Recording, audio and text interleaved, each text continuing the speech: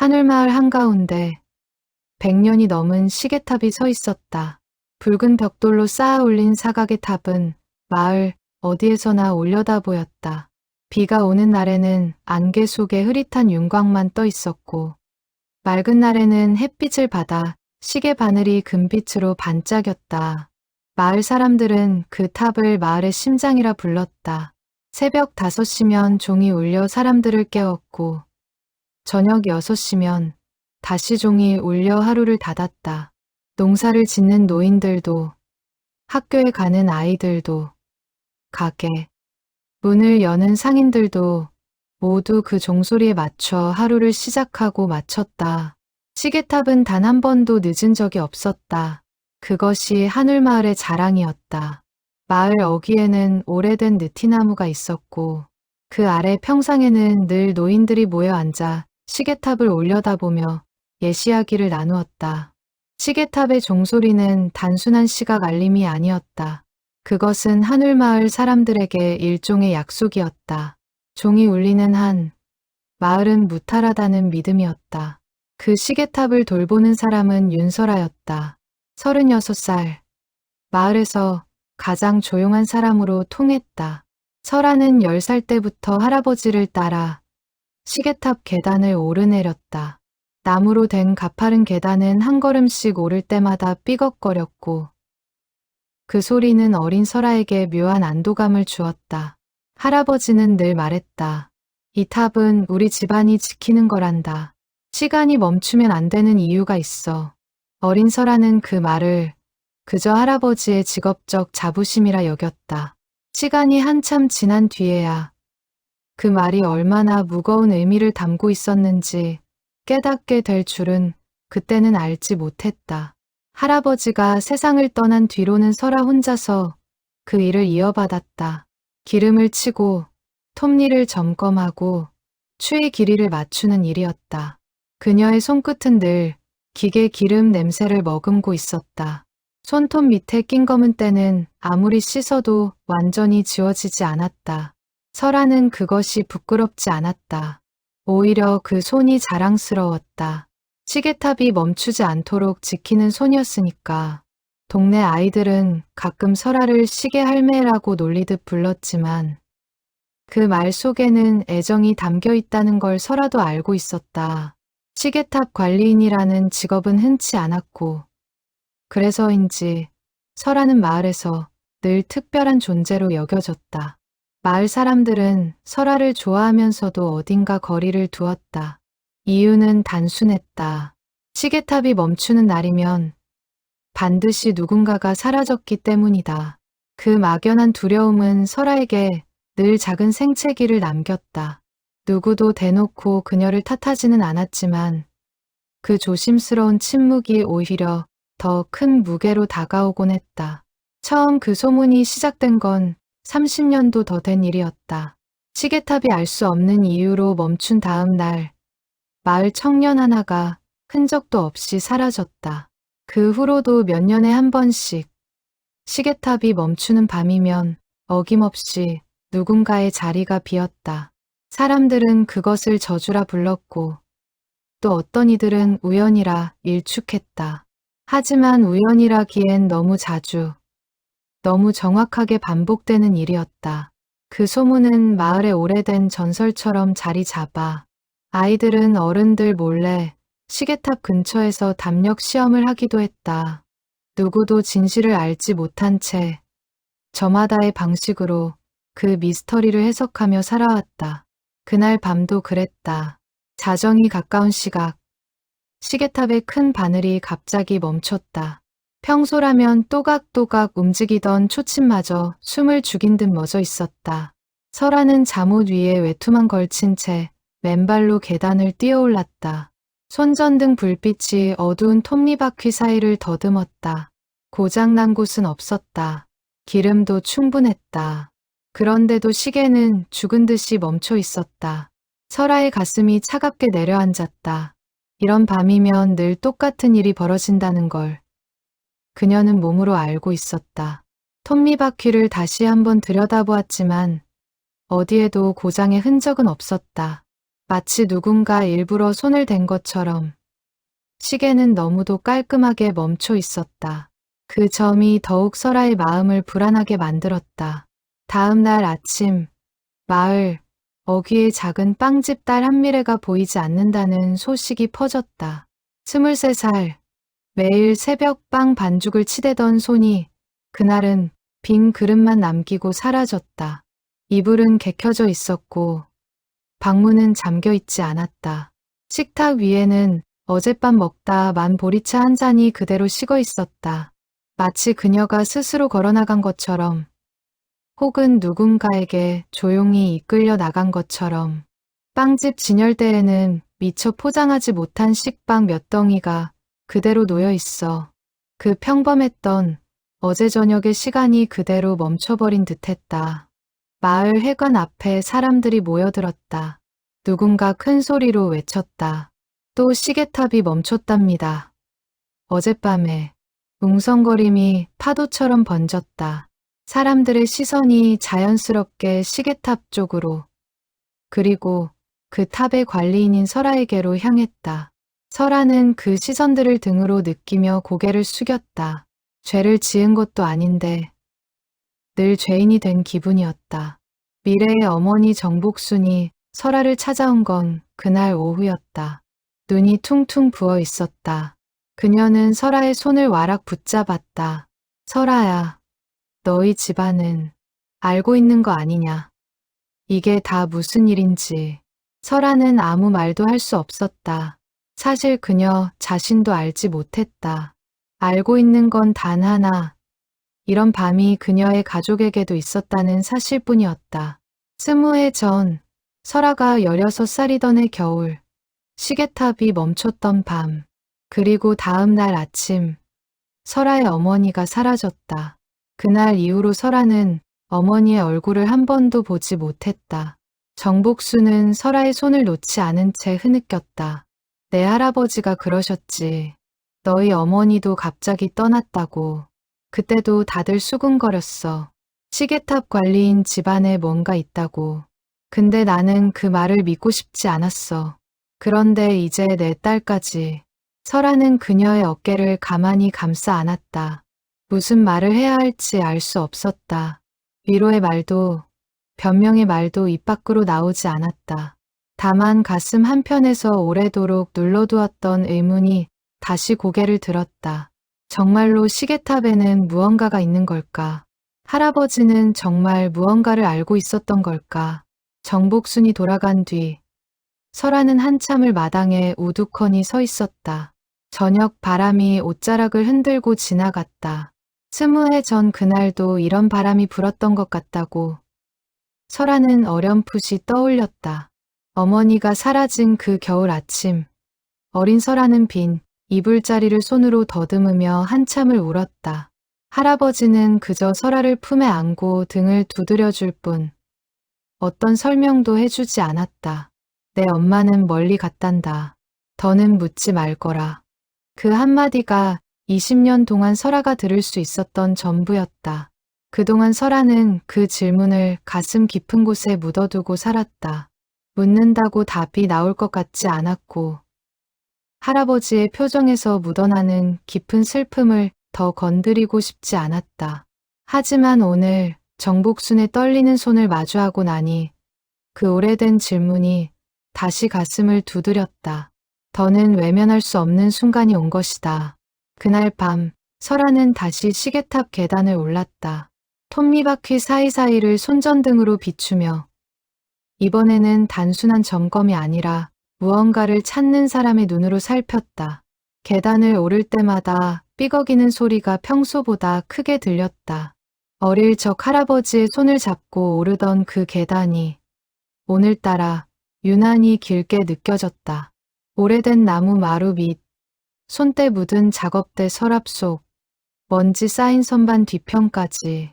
작업대 위에는 할아버지가 남긴 공구들이 가지런히 놓여 있었다. 톱니 모양을 가다듬던 줄, 기름통, 그리고 손잡이가 닳아 반들거리는 드라이버 한 자루까지. 설아는 그 공구들을 하나하나 들어 옮기며 그 아래 숨겨진 무언가가 있지는 않을까 살폈다. 그리고 그 끝에서 설아는 낡은 나무 상자 하나를 발견했다. 가로 세로 한 뼘 남짓한 작은 상자였다. 모서리는 닳아 둥그러졌고 경첩은 녹이 슬어 붉게 변해 있었다. 할아버지의 필체로 쓰인 글씨가 상자 뚜껑에 희미하게 남아 있었다. 열어보지 마라. 때가 되면 내가 알게 될 것이다. 설아의 손이 떨렸다. 상자를 감싼 먼지는 적어도 10년은 쌓인 듯 두터웠다. 손가락으로 글씨 위를 가만히 쓸어보니 먼지 아래 할아버지의 손끝이 남긴 듯한 온기가 느껴지는 것만 같았다. 시계탑 종이 자정을 알리며 낮게 울렸다. 그 울림이 탑 전체를 가늘게 흔드는 듯했다. 설아는 숨을 깊게 들이마셨다. 이제는 더 이상 미룰 수 없었다. 어머니의 실종도, 미래의 실종도 모두 이 상자 안에 답이 있을 것만 같았다. 밖에서는 늦은 밤바람이 시계탑 외벽을 스치며 낮은 소리를 냈다. 그 소리를 들으며 설아는 천천히 상자의 뚜껑을 들어 올렸다. 상자 안에는 두꺼운 공책 한 권과 빛바랜 사진 몇 장, 그리고 손수건에 곱게 쌓인 머리핀 하나가 들어 있었다. 손수건은 오랜 세월색이 발에 누런빛을 띠고 있었지만 가장자리에 놓인 자수만큼은 또렷했다. 작은 매화꽃 무늬였다. 설아는 손전등 불빛 아래서 사진을 한 장씩 넘겨보았다. 낯익은 얼굴이 보였다. 젊은 시절의 할아버지. 그리고 그 옆에 선 젊은 여인. 사진 속 여인은 환하게 웃고 있었다. 시계탑을 배경으로 찍은 사진이었다. 여인은 한 손으로 어린아이의 손을 꼭 잡고 있었다. 설아는 그 얼굴을 한참 들여다보았다. 어딘가 낯이 익었다. 거울 속 자신의 얼굴과 닮아 있었다. 눈매도 웃을 때 살짝 올라가는 입꼬리도. 엄마. 설아의 입에서 저도 모르게 그 말이 흘러나왔다. 20해 전 시계탑이 멈췄던 그 겨울밤 이후로 한 번도 입에 올리지 못했던 단어였다. 설아는 사진 뒷면을 뒤집었다. 할아버지의 글씨로 날짜와 짧은 문장이 적혀 있었다. 은희, 새 이름으로 살아가길. 은희, 그것이 어머니의 이름이었다. 설아는 그 이름을 입속으로 몇 번이고 되뇌어 보았다. 낯설지만 동시에 너무도 친숙한 두 글자였다. 공책을 펼치자 빼곡한 글씨가 페이지마다 채워져 있었다. 날짜, 이름, 그리고 짧은 메모들. 설아는 떨리는 손으로 첫 장을 읽어 내려갔다. 1995년 3월, 박정만, 빚쟁이들에게 쫓기던 청년, 새벽에 떠나보냄, 부산으로. 1998년 11월, 김순자, 남편의 폭력을 피해 강원도 산골 마을로. 2003년 7월, 이태석, 강제로 정해진 혼인을 피해 제주도로. 2010년 9월, 오말순, 자식들에게 버림받고 떠돌던 노인, 따뜻한 보살핌이 있는 곳으로. 2015년 2월, 황지훈, 사기 도박판에 휘말려 목숨을 위협받던 청년, 먼 섬마을로. 설아는 손으로 입을 막았다. 명단은 끝없이 이어졌다. 시계탑이 멈췄던 날짜와 정확히 일치하는 날들이었다. 그리고 그 옆에는 사라진 이들이 향한 곳, 새로운 이름, 새로운 삶이 짧게 적혀 있었다. 부산, 강원도, 제주도, 그리고 이름조차 낯선 작은 섬마을들, 마치 전국 지도를 따라 점점이 흩어진 희망의 흔적들 같았다. 그것은 실종의 기록이 아니었다. 구출의 기록이었다. 설아는 한 줄 한 줄 읽어 내려가며 그 짧은 문장들 뒤에 숨겨진 수많은 밤들을 상상했다. 얼마나 많은 두려움과 망설임이, 그리고 그것을 뛰어넘는 용기가 그 기록 속에 압축되어 있을지. 설아는 공책을 끌어안고 그 자리에 주저앉았다. 머릿속이 하얗게 비어버린 듯했다. 시계탑이 멈출 때마다 마을에서 사라졌던 사람들, 그들은 죽거나 끌려간 것이 아니었다. 할아버지가, 그리고 어쩌면 그 이전에 누군가가 위험에 처한 이들을 몰래 마을 밖으로 빼내어 새로운 삶을 살게 한 것이었다. 그렇다면 어머니도 설아는 다시 마지막 장을 향해 페이지를 넘겼다. 가장 최근의 기록, 20해 전 겨울의 기록이었다. 손끝이 떨려 페이지를 제대로 넘기기조차 힘들었다. 마침내 찾던 날짜를 발견했을 때 설아는 숨을 멈췄다. 2006년 12월 하느니 폭력적인 남편을 피해 딸 설아는 두고 갈 수 없다 하였으나 아이의 안전을 위해 설득함. 은희는 매일 밤 딸의 사진을 가슴에 품고 울었다. 떠나는 새벽, 그녀는 이렇게 말했다. 설아가 클 때까지만 멀리서라도 지켜보고 싶어요. 그녀를 경상도 끝자락의 작은 마을로 보냄. 새 이름은 한순영. 글씨는 거기서 유난히 진하게 눌러 쓰여 있었다. 마치 할아버지조차 그 기록을 남기며 가슴이 미어졌던 듯했다. 설아의 눈에서 눈물이 쏟아졌다. 어머니가 자신을 버린 것이 아니었다. 어머니는 폭력 앞에서 도망친 것이었다. 그리고 그 도망조차 어린 딸을 두고 가는 것이 견딜 수 없어 끝까지 망설였던 것이었다. 종이 위에 적힌 짧은 문장 하나하나가 설아의 가슴 깊은 곳을 날카롭게 파고들었다. 설아는 그제야 어렴풋이 기억나는 장면들이 떠올랐다. 아버지라는 사람의 고함 소리, 깨지는 그릇 소리, 그리고 늘 멍든 자국을 옷소매로 가리던 어머니의 모습. 어린 설아는 그 모든 것을 제대로 이해하지 못한 채 그저 무섭고 슬펐을 뿐이었다. 그날 밤도 떠올랐다. 어머니가 잠든 설아의 이마에 오래도록 입을 맞추던 밤. 그때는 그것이 평범한 인사인 줄 알았다. 이제 와 생각하니 그것은 작별의 입맞춤이었다. 그 기억의 조각들이 편지의 문장들과 하나씩 맞물리며 설아의 마음속에 흩어져 있던 퍼즐이 비로소 완성되어 갔다. 아버지는 그 일이 있은 지 얼마 지나지 않아 마을을 떠났고 설아는 할아버지 손에 자랐다. 누구도 그 이유를 제대로 설명해 주지 않았다. 설아는 그저 자신이 어딘가 부족해서 혹은 무언가 잘못해서 어머니가 떠난 것이라 믿으며 자랐다. 그 믿음은 오랜 세월 그녀의 가슴 한쪽에 무거운 돌처럼 자리하고 있었다.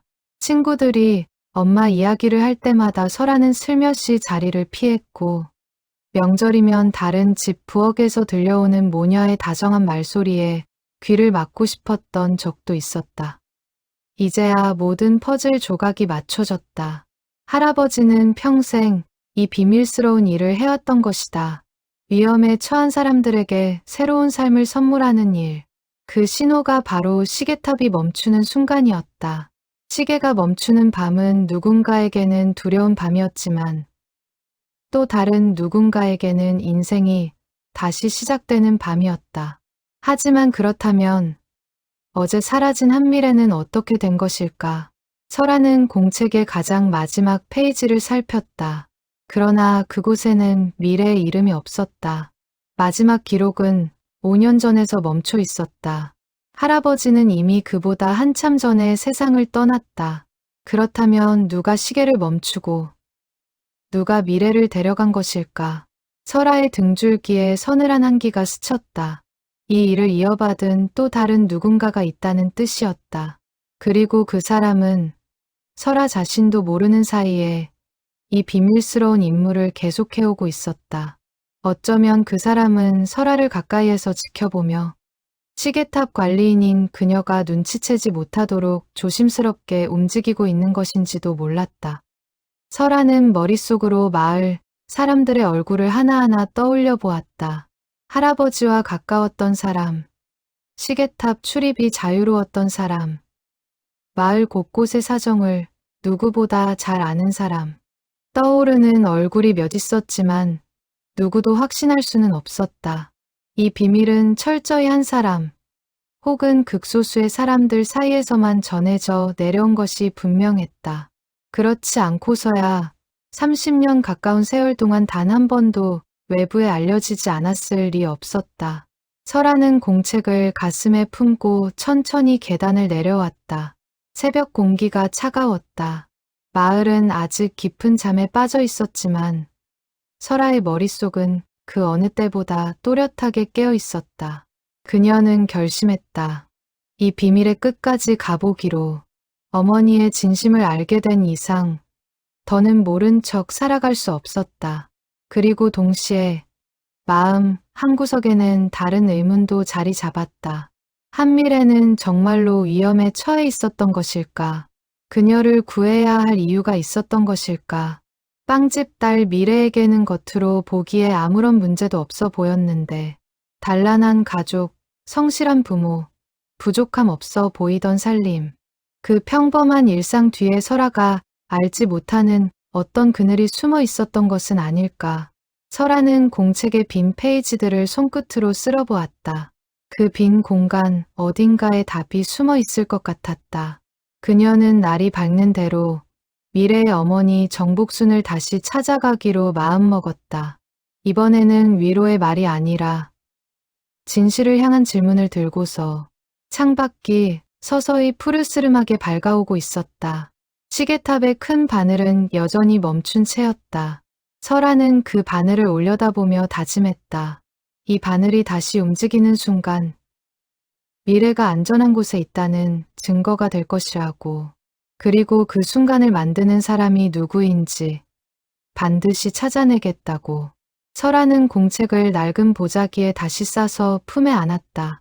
작업대 위에 놓인 괴종시계가 째까기는 소리를 내며 새벽 5시를 향해 다가가고 있었다.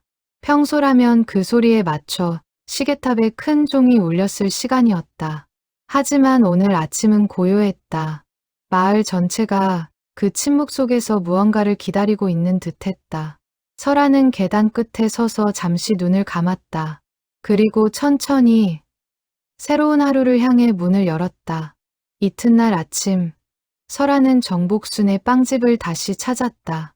가게 문은 닫혀 있었지만 안쪽에서 흐느끼는 소리가 새어나왔다. 설아는 조심스럽게 문을 두드렸다. 복순 아주머니. 저예요. 설아.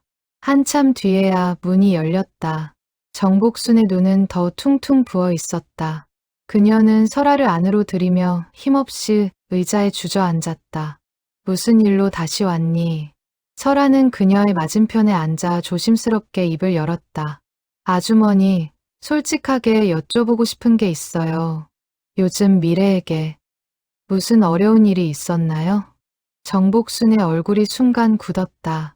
그녀는 한참을 망설이다가 결국 참았던 숨을 길게 내쉬며 입을 열었다. 사실은 부끄러운 얘기다만 그녀의 이야기는 이러했다. 빵집을 운영하던 남편이 몇 해 전 사업을 넓혀보겠다며 옆 마을 사람에게 큰 돈을 빌렸다. 그때만 해도 다들 잘 될 거라 믿었다. 빵집 옆에 작은 카페를 함께 차리면 손님이 배로 늘 거라는 계산이었다. 하지만 사업은 뜻대로 풀리지 않았고 빚은 눈덩이처럼 불어났다. 매달 돌아오는 이자만으로도 가게 수입의 절반이 빠져나갔다. 정복수는 그 사실을 동네 사람 누구에게도 말하지 못한 채 혼자 끙끙 앓았다. 돈을 빌려준 사람은 강도식이라는 자였는데 표면적으로는 부동산과 유통업을 한다는 사업가였지만 뒤로는 악명 높은 사채업자였다. 강도식은 몇 달 전부터 빚 대신 다른 제안을 해왔다. 그 사람이 자기 아들이랑 미래를 혼인시키면 빚을 다 탕감해 주겠다고 했어. 근데 그 아들이라는 사람이 소문이 영 좋지 않아. 노른 빚에 술버릇까지 사납다고 하더라. 미래는 죽어도 싫다고 했고 우리 부부도 차마 그러라고는 못하겠더라. 근데 빚은 자꾸 불어나고 가게는 압류 들어온다 하고 그날도 강도식이 직접 찾아와서 으름장을 놓고 갔단다. 사흘 안에 답을 달라고. 안 그러면 가게고 집이고 다 가져가겠다고. 정복순의 목소리는 그 말을 하는 내내 가늘게 떨렸다. 정복순은 두 손으로 얼굴을 감싸며 흐느꼈다. 내가 그날 밤에 미래 방에 가서 미안하다고 어떻게든 다른 방법을 찾아보겠다고 했어. 미래는 아무 말 없이 고개만 끄덕이더라. 근데 다음 날 아침에 보니 정복순의 목소리가 떨리다 끝내 갈라졌다. 그녀는 더 이상 말을 잇지 못한 채 어깨를 들썩였다. 설아의 가슴이 철렁 내려앉았다. 그 사흘째 되던 날 밤. 시계탑이 멈췄고 미래가 사라졌다. 강도식이 그날 이후로 매일 찾아와 우리 보고 미래를 숨겼냐고 어디로 빼돌렸냐고 다그쳐. 나는 정말 아무것도 몰라. 그저 우리 딸이 무사하기만을 바랄 뿐이야. 설아는 정복순의 손을 꼭 잡았다. 마음 한편으로는 안도감이 스쳤다. 미래가 누군가에게 끌려간 것이 아니라 위험으로부터 구출되었을 가능성이 크다는 뜻이었으니까. 하지만 동시에 또 다른 불안이 고개를 들었다. 강도식이라는 자가 이 일을 단순히 넘기지 않을 것이라는 예감이었다. 빵집 안에 시계가 째깍거리는 소리만이 두 사람 사이에 무거운 침묵을 채웠다. 정복수는 그런 설아의 손을 마주 잡으며 작게 한숨을 내쉬었다. 가게를 나서던 길, 설아는 낯선 남자와 마주쳤다. 짙은 색 양복을 입은 40대 남자였다. 눈빛이 날카로웠고 입가에는 비릿한 웃음이 걸려 있었다. 그는 마을과는 어울리지 않는 도시적인 분위기를 풍기고 있었다. 가게 앞에 세워둔 자가용도 이 마을에서는 좀처럼 보기 힘든 번쩍이는 검은색 세단이었다. 당신이 시계탑 관리인이라지? 설아는 걸음을 멈췄다. 직감적으로 이 사람이 강도식이라는 것을 알아챘다. 맞습니다만. 강도식은 천천히 다가오며 설아를 위아래로 훑어보았다. 마치 그녀의 표정 하나하나에서 거짓을 찾아내려는 듯한 날카로운 시선이었다. 그의 구두는 광이 날 정도로 반짝였고 손가락에는 굵은 금반지가 끼워져 있었다. 말투에는 도시사업가 특유의 거만함이 묻어 있었고 시선은 끊임없이 설아의 표정을 살피며 약점을 찾으려는 듯했다. 재밌는 소문을 들었어. 이 마을 시계탑이 멈추는 날마다 사람이 사라진다고. 당신 할아버지 때부터 그랬다며? 마을 노인네들한테 좀 물어봤더니 다들 쉬쉬하면서도 다 알고 있더군. 설아의 심장이 빠르게 뛰었다. 그녀는 애써 평온한 얼굴을 유지하며 대답했다. 그냥 우연일 뿐이에요. 시계탑은 오래된 기계라 가끔 고장이 납니다. 100년 가까이 된 시계니까요. 강도식이 낮게 웃었다. 그 웃음소리에는 비웃음이 섞여 있었다. 우연치고는 너무 절묘하지 않나. 한미래가 사라진 날도 하필 시계탑이 멈춘 날이었거든. 나도 사업을 오래 하다 보니 촉이라는 게 생겼어. 이건 우연이 아니라 누군가의 작품이다. 그런 촉. 그는 설아에게 한 걸음 더 다가서며 목소리를 낮췄다. 내가 말이야. 그 빛 받아내는 데는 도가 텄어. 어디로 숨든 결국 찾아내고야 말지. 만약 당신이나 당신 집안이 이 일에 관여되어 있다면 가만두지 않을 거야. 경찰에 신고할 수도 있고 더 직접적인 방법을 쓸 수도 있고 내 돈은 반드시 받아내야 하거든. 미래가 못 오면 그 빚을 다른 방식으로라도 받아야지. 설아는 떨리는 손을 애써 진정시키며 그를 똑바로 마주 보았다. 저는 정말 아무것도 모릅니다. 시계탑 관리인일 뿐이에요. 강도식은 한참을 노려보다가 결국 몸을 돌렸다. 두고 보지. 시계탑이 또 멈추는 날 내가 직접 지켜볼 테니까. 그가 사라진 골목을 바라보며 설아는 등줄기에 흐르는 식은땀을 느꼈다. 이제 이 비밀은 단순히 가족의 비밀이 아니었다. 누군가의 생명과 직결된 위험천만한 일이 되어 있었다. 설아는 두 주먹을 꼭 쥐었다. 두려움보다 더 큰 책임감이 가슴 속에서 차오르고 있었다. 집으로 돌아온 설아는 다시 한번 할아버지의 공책을 펼쳤다. 이번에는 좀 더 꼼꼼히 행간에 숨겨진 단서를 찾아내고자 했다. 책상 위에 작은 등을 켜고 한 장 한 장 손끝으로 글씨를 더듬듯 읽어 내려갔다. 창밖에서는 풀벌레 소리가 낮게 울려 퍼지고 있었다. 할아버지의 글씨는 페이지가 넘어갈수록 조금씩 떨림이 더해졌다. 아마도 나이가 들수록 손에 힘이 빠졌던 모양이었다. 그 떨리는 글씨 속에서 설하는 할아버지가 이 일을 얼마나 무겁게 짊어지고 살았는지 느낄 수 있었다. 한 사람의 인생을 책임진다는 것은 결코 가벼운 일이 아니었을 것이다. 페이지를 넘기던 중 그녀의 눈에 낯선 글귀가 들어왔다. 마지막 몇 페이지 여백에 작게 적힌 메모였다. 내가 더 이상 이 일을 할 수 없을 때 다음 사람에게 부탁했다. 그 사람이라면 믿을 수 있다. 설아에게는 알리지 말 것. 이 짐을 물려주고 싶지 않다. 설아는 이미 충분히 아팠다. 제 어미를 잃은 아이에게 또 다른 누군가를 떠나보내는 일까지 시키고 싶지 않다. 설아의 눈시울이 뜨거워졌다. 할아버지는 끝까지 그녀를 지키고 싶어 했던 것이다. 평생을 마을 사람들의 안전을 위해 헌신하면서도 정작 손녀에게만큼은 그 무게를 나눠주지 않으려 했다. 그것이 사랑이라는 걸 설아는 이제야 깨달았다. 동시에 서운함도 밀려왔다. 차라리 진작 알았더라면 어머니를 그렇게 오래 원망하지 않아도 됐을 텐데. 그렇다면 그 다음 사람은 대체 누구일까?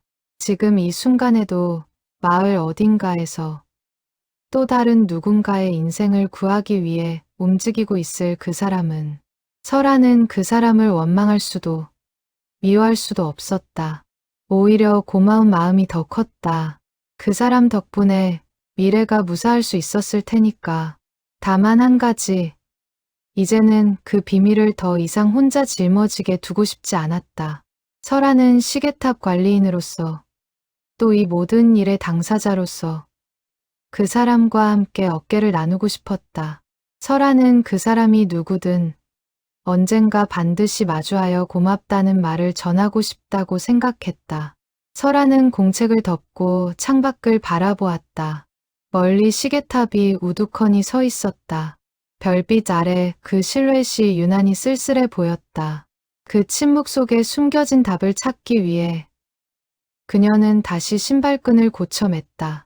강도식이 던진 위협의 말이 귓가에 맴돌았다. 그녀는 그 말을 떨쳐내려는 듯 고개를 가볍게 흔들었다. 시간이 많지 않았다. 다음 시계탑이 멈추는 밤이 오기 전에 설아는 반드시 그 답을 찾아야만 했다. 설아는 마을에서 가장 오래 산 사람을 찾아가기로 했다. 더는 혼자 고민만 하고 있을 수 없었다. 느티나무 아래 평상에 늘 앉아있는 최씨 노인이었다. 여든을 훌쩍 넘긴 그는 한울마을에 살아있는 역사책이라 불렸다. 마을에서 일어난 크고 작은 일들, 누구네 집 숟가락이 몇 개인지까지 안다는 농담이 있을 정도로 그의 기억력은 또렷했다. 젊은 시절 그는 한울마을 이장을 오랫동안 지냈고 지금도 마을 대소사에 빠짐없이 자리했다. 설아가 다가가자 노인은 익숙한 듯 옆자리를 손으로 가리켰다. 설아 왔구나. 앉거라.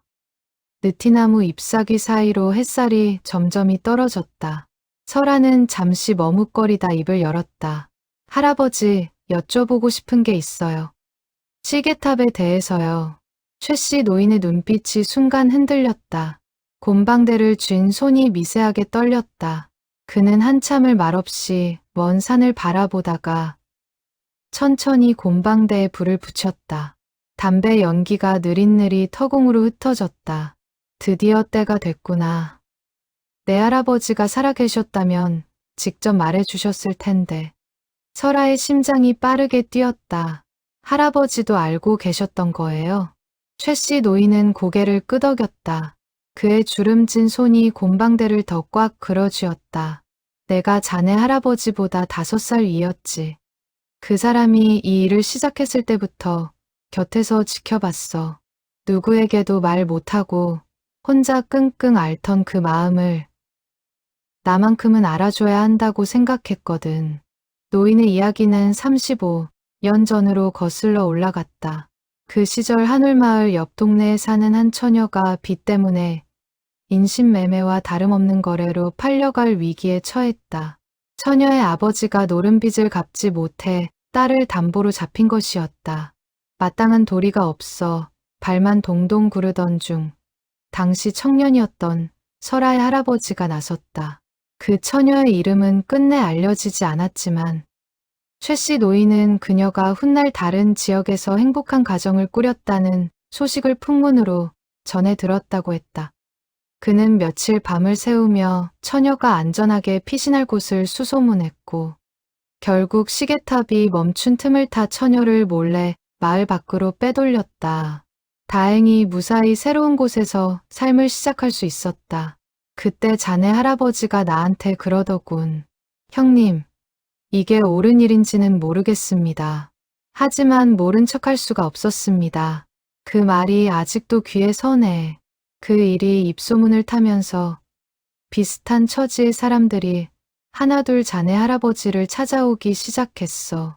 빚에 쫓기는 사람, 폭력에 시달리는 사람, 억지로 끌려가는 혼인을 피하려는 사람들. 자네 할아버지는 그들을 외면하지 못했지. 시계탑 관리인이라는 자리는 그에게 더없이 좋은 위장막이 됐어. 밤에 시계탑에 드나들어도 아무도 의심하지 않았으니까. 시계가 멈췄다는 핑계로 밤새도록 탑 안에 머물러도 마을 사람들은 그저 고장 난 기계를 고치는 줄로만 알았지. 노인은 그 시절을 회상하며 옅은 미소를 지었다. 그 미소 속에는 오랜 것에 대한 그리움이 묻어 있었다. 설아는 마른 침을 삼켰다. 그럼 할아버지가 돌아가신 뒤에는요? 지금 그 일을 누가 이어받았나요? 느티나무 잎사귀가 바람에 흔들리며 그림자를 어지럽게 흩뿌렸다. 노인은 그 그림자를 가만히 바라보다 천천히 입을 열었다. 최 씨 노인은 곰방대 연기를 길게 내뿜으며 설아를 가만히 바라보았다. 그건 나도 정확히는 모른다. 다만 자네 할아버지가 돌아가시기 한 해 전쯤 누군가와 자주 만나는 걸 봤어. 한밤중에 시계탑 근처에서 말이야. 키가 크고 차분한 사람이었는데 얼굴은 어두워서 잘 보지 못했어. 노인은 잠시 곰방대를 무릎 위에 내려놓고 먼 하늘을 올려다보았다. 내가 살아온 세월 동안 이 마을에서 일어난 일들을 돌아보면 늘 누군가는 조용히 어둠 속에서 다른 누군가를 구해주고 있었던 것 같다. 겉으로는 평온해 보여도 그 평온함 뒤에는 이렇게 보이지 않는 손길들이 있었던 거지. 자네 할아버지가 그 시작이었다면 이제는 자네가 그 길을 이어가게 되겠구나. 설아는 노인의 말을 곱씹으며 가만히 고개를 끄덕였다. 누군지 짐작 가는 사람은 없으세요? 노인은 잠시 생각에 잠기더니 조심스럽게 입을 열었다. 한 가지 확실한 건 그 사람은 분명 마을 사람이라는 거야. 외지인이었다면 그렇게 자연스럽게 마을을 드나들 수 없었을 테니까. 그리고 또 하나, 그 일을 하려면 어느 정도 의술 지식도 있어야 해. 도망친 사람들 중에는 다친 사람도 있었으니까. 자네 할아버지는 종종 한약방의 이춘배 어른께 도움을 청하곤 했어. 이춘배, 설아도 잘 아는 이름이었다. 마을 어귀에서 한약방을 운영하는 노인으로 어릴 적부터 설아가 감기에 걸릴 때마다 약을 지어주던 분이었다. 늘 온화한 미소를 짓고 있었고 마을 사람 누구에게나 친절했다. 설아의 기억 속 이춘배는 늘 같은 모습이었다. 흰 한복 저고리에 돋보기 안경을 걸치고 환자가 오면 맥을 짚으며 나직한 목소리로 안부를 묻던 사람. 그런 그가 한밤중에 위험을 무릅쓰고 사람들을 구해왔다는 사실이 설아에게는 쉽게 믿기지 않았다. 동시에 묘하게 이해가 가기도 했다. 평생을 남을 돌보는 일에 바쳐온 사람이라면 그런 비밀스러운 선의를 품고 있어도 이상하지 않았다. 이춘배 어르신이요? 확신할 순 없다. 다만 가능성이 있다는 거지. 그분도 자네 할아버지와 평생 가까이 지내셨으니까 두 분이 젊었을 적부터 호영호재하며 지냈어. 어려운 일이 생기면 늘 서로를 먼저 찾았지. 설아는 최 씨 노인에게 거듭 감사 인사를 전하고 자리에서 일어났다. 머릿속이 복잡하게 얽혀 있었다. 이춘배 어른이라면 가능성이 충분했다. 마을 사람들의 건강을 돌보는 사람이니 누구의 의심도 사지 않고 자유롭게 움직일 수 있었을 것이다. 설아는 한약방으로 향하는 길에 잠시 걸음을 멈추고 숨을 골랐다. 만약 정말 이춘배 어른이라면 어떻게 다가가야 할까? 다짜고짜 캐물을 수는 없는 노릇이었다. 자칫 잘못하면 그동안 쌓아온 신뢰가 무너지고 위험에 처한 사람들을 돕는 일 자체가 멈춰버릴 수도 있었다. 설아는 걸으면서 몇 번이나 머릿속으로 말을 고쳐보았다. 어떤 질문을 먼저 던져야 할지, 어떤 표정으로 그를 마주해야 할지 쉽사리 답이 나오지 않았다. 한약방 앞에 도착한 설아는 약초 냄새가 풍기는 문 앞에서 한참을 서성였다. 안에서 절구질 소리가 규칙적으로 들려왔다. 설아는 마음을 가다듬고 문을 두드렸다. 이춘배 어르신 계세요? 잠시 후 문이 열렸다. 이춘배는 흰머리를 단정히 빗어 넘긴 채 인자한 미소로 설아를 맞았다. 설아 아니냐. 어쩐 일로 왔어. 어디 아픈 데라도 있는 게야? 설아는 그의 눈을 가만히 바라보았다. 평소와 다름없는 따뜻한 눈빛이었다. 하지만 그 안에 정말 비밀이 숨겨져 있는지 설아로서는 알 길이 없었다. 잠깐 여쭤볼 게 있어서요. 이춘배는 고개를 갸웃하더니 설아를 안으로 들였다. 한약방 안에는 약재 냄새가 은은하게 퍼져 있었고 벽면 가득 작은 서랍장들이 늘어서 있었다. 각 서랍에는 작은 한자 이름표가 붙어 있었다. 감초, 황기, 당귀, 작약.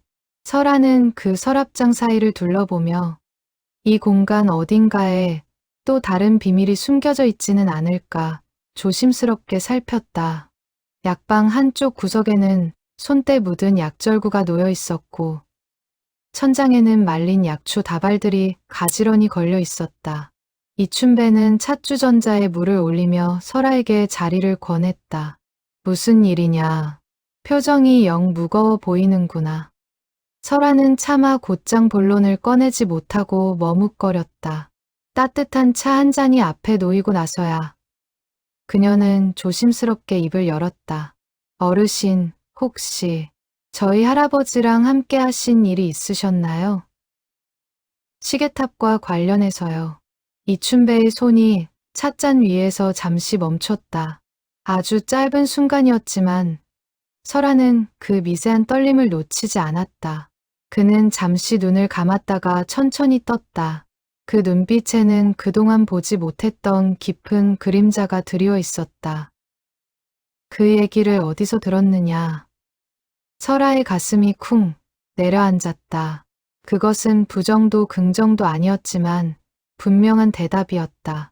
한약방 안의 시계 초침 소리만이 둘 사이의 정적을 가르고 있었다. 이춘배는 한참 동안 말이 없었다. 찻잔에서 피어오르는 김만이 두 사람 사이의 침묵을 채웠다. 창밖에서는 늦은 오후의 햇살이 약재 서랍장 위로 길게 드리워 있었다. 약방 안 가득한 한약 냄새가 평소보다 진하게 느껴졌다. 이윽고 그는 깊은 한숨을 내쉬며 입을 열었다. 내 할아버지와 약속을 했었다. 절대 너에게는 말하지 않겠다고. 그 약속을 30년 가까이 지켜왔지. 하지만 이제는 너도 알 때가 된 것 같구나. 더 이상 숨기는 게 능사가 아닌 것 같다. 이춘배는 자리에서 일어나 한약방 안쪽 깊숙한 곳, 약재 서랍장 뒤편의 작은 벽장을 열었다. 그 안에는 낡은 가방 하나가 놓여 있었다. 그는 가방을 꺼내 설아 앞에 내려놓았다. 가방을 여는 그의 손길에는 오랜 세월의 조심스러움이 배어 있었다. 한밀에는 지금 안전하다. 내가 직접 데려다 주었어. 강원도 산골에 있는 작은 농가에 예전에 비슷한 일로 도움을 받았던 부부가 살고 있지. 그 댁에서 당분간 지내며 새 일자리를 찾을 거다. 설아는 안도의 한숨을 내쉬었다. 가슴을 짓누르던 무거운 돌덩이 하나가 내려가는 기분이었다. 미래가 무사하다는 사실 하나만으로도 그동안의 불안이 조금은 가라앉았다. 그녀는 그제야 두 손에 맺혔던 땀을 옷자락에 가만히 닦아냈다. 하지만 곧이어 궁금증이 밀려왔다. 그럼 정말 어르신이 할아버지의 일을 이어받으신 거예요? 이춘배는 천천히 고개를 끄덕였다. 그의 눈가에 깊은 주름이 잡혔다. 내 할아버지가 돌아가시기 한 해 전 나를 찾아와 부탁했다. 자신이 더는 이 일을 할 수 없게 되면 나에게 맡아달라고. 나는 평생 의술을 베풀며 살아온 사람이니 다친 사람을 돌보고 먼 길을 보내는데 도움이 될 거라 하셨지. 그때 나는 한참을 망설였다. 이미 칠순을 바라보는 나이였으니까. 하지만 그 사람의 눈빛을 보고는 거절할 수가 없었어. 평생을 남을 위해 살아온 친구의 마지막 부탁이었으니까. 그는 가방 속에서 작은 수첩을 꺼냈다. 설아가 가지고 있는 공책과 비슷한 낡은 표지의 수첩이었다. 이건 내가 적어온 기록이다. 내 할아버지가 돌아가신 후로 지금까지 모두 7명을 도왔다. 한미래가 그 7번째다. 설아는 떨리는 손으로 수첩을 받아들었다. 페이지를 넘기자 낯익은 형식의 기록들이 눈에 들어왔다. 날짜, 사정, 그리고 향한 곳. 할아버지의 방식 그대로였다. 글씨체만 다를 뿐 기록의 틀은 한치의 어긋남도 없이 이어져 있었다. 마치 한 사람이 쓴 것처럼 두 세대에 걸친 마음이 고스란히 닮아 있었다. 설아는 그 페이지들을 한 장 한 장 넘기며 마치 보이지 않는 손길로 이어진 끈을 만지는 듯한 기분이 들었다. 그런데 어르신, 시계탑은 어떻게 멈추신 거예요? 저는 전혀 눈치채지 못했는데. 이춘배는 희미하게 웃었다. 그 미소에는 오랜 세월 혼자 짊어져온 비밀의 무게가 살짝 드러나 있었다. 내 할아버지가 죽기 전에 알려준 방법이 있다. 톱니바퀴 안쪽에 작은 걸쇠가 하나 숨겨져 있는데 그걸 살짝 걸어두면 몇 시간 동안 시계가 멈춘단다. 다음 날 아침 일찍 가서 풀어두면 너는 그저 기계가 잠시 말썽을 부린 줄로만 알았을 거야. 설아는 그제야 모든 것이 이해가 갔다. 그동안 풀리지 않던 의문들이 한순간에 제자리를 찾아가는 듯했다. 그동안 자신이 점검할 때마다 특별한 고장의 흔적을 찾지 못했던 이유였다. 수백 번도 더 점검했던 그 톱니바퀴 안쪽에 그런 비밀스러운 걸쇠가 숨어 있었다니. 설아는 헛웃음이 나올 뻔했다. 평생을 함께해온 시계탑인데도 정작 가장 중요한 비밀은 알지 못했던 것이다. 그녀는 새삼 할아버지의 치밀함에 감탄했다. 그 작은 걸쇠 하나에 수많은 사람들의 운명이 걸려 있었던 셈이다. 왜 진작 저에게 말씀해주지 않으셨어요? 저도 도울 수 있었을 텐데요. 이춘배의 얼굴에 깊은 슬픔이 스쳤다. 내 할아버지의 마지막 부탁이었다. 설아에게는 절대 알리지 말아달라고. 그 아이는 이미 제 어미를 그렇게 떠나보내고 평생 그 상처를 안고 살아왔다고. 더는 그 짐을 지우고 싶지 않다고 하셨지. 설아의 눈에 눈물이 차올랐다.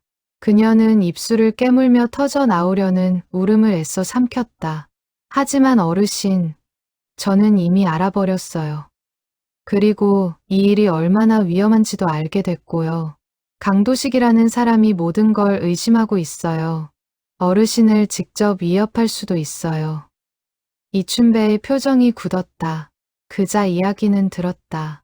빵집 일로 한참 시끄러웠지. 사실 그것 때문에 나도 걱정이 많았다. 이번 일은 유독 위험 부담이 컸어. 미래 양을 데려가는 그날 밤. 마을 어귀에서 낯선 남자 둘이 서성이는 걸 봤거든. 분명 강도식이 보낸 사람들이었을 거다. 이춘배는 잠시 눈을 감았다가 떴다. 솔직히 말하면 그날 밤이 가장 아슬아슬했다. 평소라면 새벽 2시쯤 조용히 움직였을 텐데 그날은 마을 곳곳에 낯선 차들이 보여서 거의 동이 틀 무렵까지 기다려야 했지. 미래 양도 많이 무서워했어. 하지만 안전하게 도착했다는 연락을 받고 나서야 겨우 마음을 놓을 수 있었다. 설아는 가슴이 철렁했다. 그럼 어르신도 위험한 거잖아요. 이 나이에 무서울 게 뭐가 있겠느냐. 다만 걱정되는 건 이 일이 더 커지면 그동안 도왔던 사람들의 안전한 삶까지 위협받을 수 있다는 거지. 그들의 새로운 신분, 새로운 터전이 드러나면 큰일이니까. 설아는 수첩을 가만히 내려다보았다. 그 안에 적힌 이름들, 그들이 새로 시작한 삶들이 위태롭게 느껴졌다. 한 사람 한 사람의 사연이 자신의 어머니와 겹쳐 보였다. 누군가의 어머니, 누군가의 딸, 누군가의 친구였을 그들. 그 모든 이름 뒤에는 말 못할 두려움과 그것을 이겨낸 용기가 함께 있었을 것이다. 동시에 마음 깊은 곳에서 한 가지 결심이 또렷해졌다. 어르신, 저도 돕고 싶어요. 더는 모른 척할 수 없어요. 할아버지가 평생 지켜온 이 일을 저도 이어가고 싶습니다. 이춘배는 한참 동안 설아의 얼굴을 들여다보았다. 그 눈빛 속에는 염려와 대견함이 동시에 담겨 있었다. 그는 천천히 찻잔을 내려놓으며 다시 입을 열었다. 정말 괜찮겠느냐. 이 일은 결코 가볍지 않다. 위험할 수도 있고 때로는 외로운 길이기도 해. 누군가를 살리는 기쁨도 크지만 그만큼 들키지 않기 위해 늘 가슴 졸이며 살아야 한단다. 어떤 날은 며칠씩 잠을 설치기도 했지. 설아는 수첩을 가슴에 꼭 안으며 고개를 끄덕였다. 그녀의 눈빛에는 흔들림이 없었다. 할아버지도 어머니도 모두 이 시계탑과 연결되어 있었어요. 저는 그 인연을 외면하고 싶지 않아요. 오히려 그 인연을 이어가는 게 제가 할아버지와 어머니께 드릴 수 있는 가장 큰 보답인 것 같아요. 어머니도 누군가의 도움으로 새 삶을 시작했잖아요. 이번엔 제가 그 도움을 다른 사람에게 전하고 싶어요. 창밖으로 노을이 붉게 물들고 있었다. 두 사람은 한참을 말없이 마주 앉아 있었다. 그 침묵 속에서 설아는 처음으로 이 무거운 비밀이 더는 외롭게 느껴지지 않았다. 누군가와 함께 짊어질 수 있다는 사실만으로도 마음 한구석이 조금은 가벼워지는 듯했다. 이춘배는 찻잔을 매만지며 나직이 덧붙였다. 내 할아버지가 살아 계셨다면 분명 기뻐하셨을 거다. 혼자가 아니라는 것. 그것만으로도 이 길은 한결 든든해지니까. 다만 앞으로는 더 조심해야 한다. 강도식 같은 자들이 눈을 부릅뜨고 있는 한 걸음 한 걸음이 살얼음판이야. 설아는 고개를 끄덕이며 결연한 표정을 지었다. 그녀의 마음속에는 이미 새로운 책임감이 자리 잡고 있었다. 더는 도망치지 않을 것이다. 할아버지가 그리고 이춘배 어르신이 평생을 바쳐 지켜온 이 작은 등불을 이제는 자신이 이어받아 밝혀나가야 한다는 사명감이었다. 하지만 평온도 잠시 한약방 밖에서 다급한 발소리가 들려왔다. 자갈기를 황급히 밟는 소리가 점점 가까워지더니 문이 거칠게 열리며 정복순이 새파랗게 질린 얼굴로 뛰어들어왔다. 그녀의 숨소리는 거칠었고 이마에는 식은땀이 맺혀 있었다. 설아야, 큰일 났어. 강도식이 사람들을 데리고 시계탑으로 가고 있어. 설아와 이춘배는 정복순과 함께 곧장 시계탑으로 달려갔다. 해가 완전히 저물어 사방이 어두웠지만 시계탑 아래에는 자동차 헤드라이트가 환하게 비추고 있었다. 차가운 밤바람이 옷자락을 거세게 흔들었다. 강도식과 덩치 큰 남자 두 명이 탑 입구 앞을 막아서듯 서 있었다. 그들의 그림자가 헤드라이트 불빛에 길게 늘어져 탑의 붉은 벽돌 위로 드리워졌다. 설아의 숨이 가빠졌다. 한약방에서 시계탑까지 쉬지 않고 달려온 탓도 있었지만 그보다 더 큰 두려움이 가슴을 짓눌렀다. 이춘배의 수첩과 할아버지의 공책, 그 안에 담긴 7명, 아니 그보다 훨씬 더 많은 사람들의 인생이 위험에 처해 있었다. 정복순도 숨을 헐떡이며 그 뒤를 따랐다. 그녀의 얼굴에는 두려움과 결연함이 동시에 떠올라 있었다. 강도식 씨, 여기서 뭐 하는 겁니까? 이춘배가 먼저 나서며 차분한 목소리로 물었다. 그의 목소리는 떨리지 않았지만 설아는 그의 손이 미세하게 떨리고 있는 것을 보았다. 평생 환자들 앞에서 흔들림 없는 모습을 보여온 그였지만 오늘만큼은 그도 두려움을 완전히 감추지는 못하는 듯했다. 강도식은 코웃음을 치며 그를 위아래로 훑어보았다. 한약방 노인장이 여긴 어쩐 일이야. 마침 잘 됐군. 다들 한패였구만. 설아의 심장이 철렁 내려앉았다. 강도식이 이미 모든 것을 짐작하고 있는 듯했다. 그녀는 애써 표정을 가다듬으며 다음 말을 기다렸다. 이 시계탑 안에 분명 뭔가 있어. 한미래가 사라진 비밀이 여기 숨어 있다는 걸 나는 확신한다. 마을 노인들 입에서도 비슷한 얘기가 흘러나오더군. 시계탑이 멈추면 사람이 사라진다고. 안 그래도 궁금했는데 이참에 직접 확인해야겠어. 강도식이 부하들에게 눈짓을 했다. 덩치 큰 남자들이 시계탑 문을 향해 다가서려 하자 설아가 황급히 그 앞을 가로막았다. 두 팔을 벌려 문을 등지고 선 그녀의 다리가 가늘게 떨렸지만 눈빛만큼은 흔들리지 않았다. 차가운 밤바람이 그녀의 옷자락을 거세게 흔들었지만 설아는 한 발짝도 물러서지 않았다.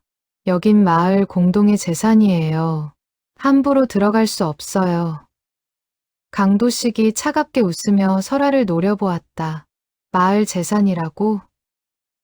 그럼 내가 정식으로 신고를 해도 상관없겠군. 경찰 데리고 와서 이 탑을 샅샅이 뒤지면 되니까. 근데 그게 당신들한테 더 골치 아플 것 같은데. 안 그런가? 숨길 게 없다면 지금 당장 문을 열어주면 될 일이고. 이춘배가 설아의 어깨를 가만히 짚으며 한 걸음 앞으로 나섰다. 그의 목소리는 낮았지만 평생 환자들을 다독여온 사람 특유의 단단함이 배어 있었다. 그는 강도식의 눈을 똑바로 바라보며 천천히 입을 열었다. 그의 등 뒤로 시계탑의 그림자가 길게 드리워 마치 그를 든든히 지켜주는 듯했다. 강도식 씨, 우리가 무얼 숨기고 있는지는 모르겠지만 분명한 건 한밀의 양은 자신의 의지로 이곳을 떠났다는 겁니다. 누구의 강요도 아니었어요. 그녀는 당신 아들과의 혼인이 죽기보다 싫었던 거예요. 부모 자식 간의 빚 때문에 자식의 인생을 저당 잡히는 게 정말 정당한 일이라고 생각하십니까? 강도식의 얼굴이 일그러졌다. 그건 내가 알 바 아니지. 빚은 빚이야.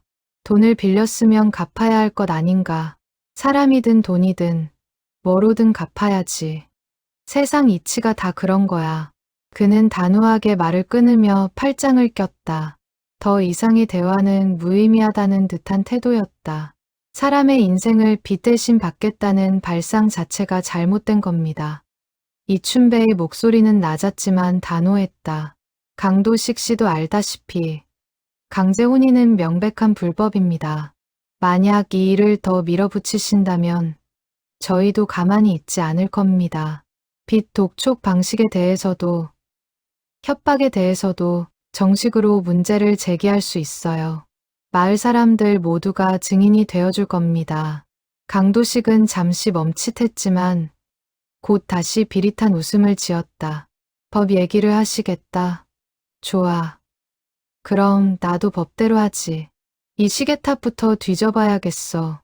만약 여기서 뭔가 수상한 게 나온다면 당신들 전부 인신매매 방조죄로 고발할 거야. 그땐 늙은이 인심으로 사람 도왔다는 변명이 안 통할 텐데. 그는 비웃음을 흘리며 부하들에게 다시 손짓을 보냈다. 설아의 등줄기에 식은땀이 흘렀다.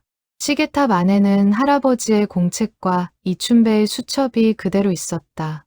만약 그것들이 발견된다면 그동안 도움을 받은 모든 사람들의 신원과 행방이 드러날 위험이 있었다.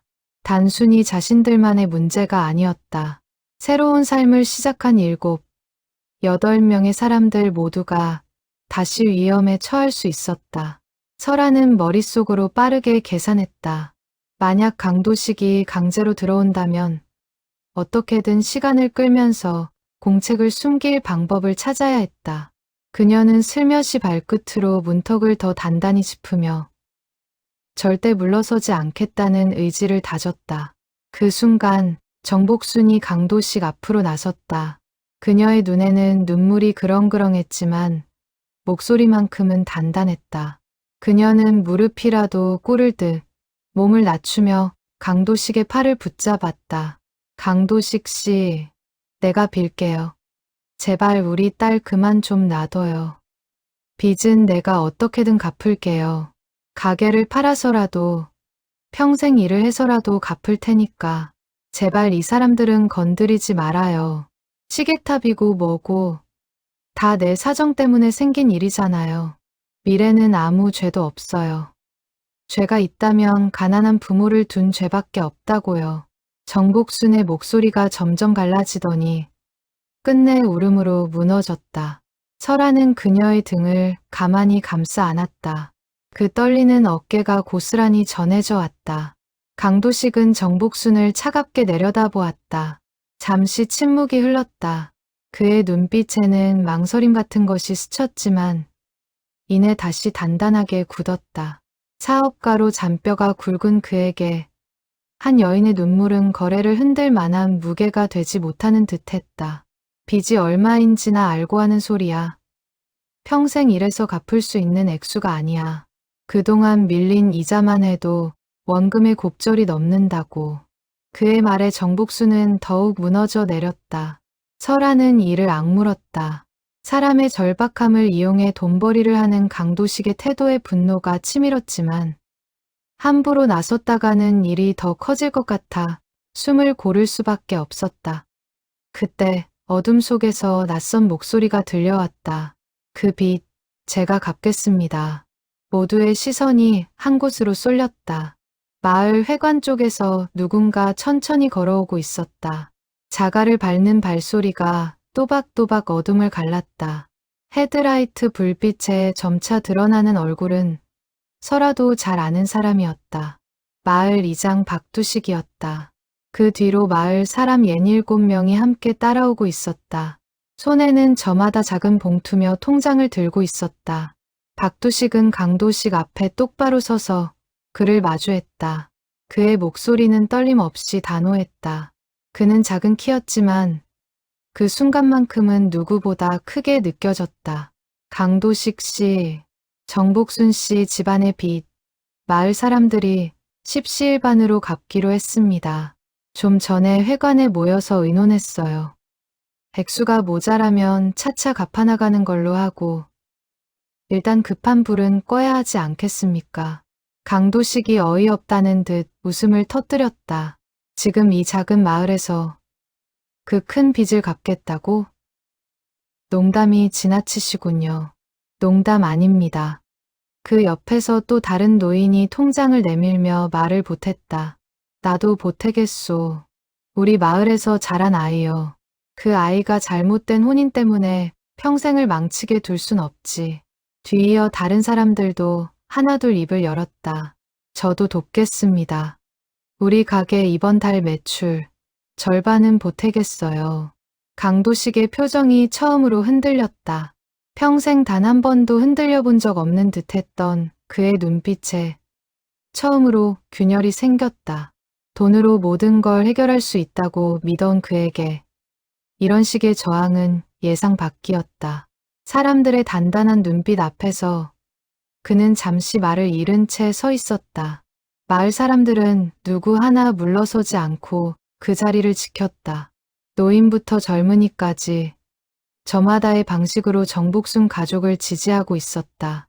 그 광경은 강도식에게도 그리고 설아에게도 깊은 인상을 남겼다. 강도식은 한참을 마을 사람들과 대치하듯 서 있었다. 그의 곁에 선 부하들도 이 갑작스러운 상황에 당황한 기색을 감추지 못했다. 헤드라이트 불빛 아래 그의 그림자가 길게 흔들렸다. 그는 주변을 둘러보았다. 적대적인 눈빛이 아니었다. 오히려 안쓰럽다는 듯, 혹은 어딘가 부끄럽다는 듯한 시선들이 그를 향하고 있었다. 그 시선들이 오히려 그를 더 당혹스럽게 만드는 듯했다. 그는 평생 돈과 거래로 사람을 움직여왔다. 협박과 압박이 통하지 않는 상황은 그에게 낯선 경험이었다. 당신들 진심인 거요? 강도식의 목소리에서 처음으로 날카로움이 빠져 있었다. 늘 단호하고 거칠던 그 말투에 처음으로 작은 균열이 일었다.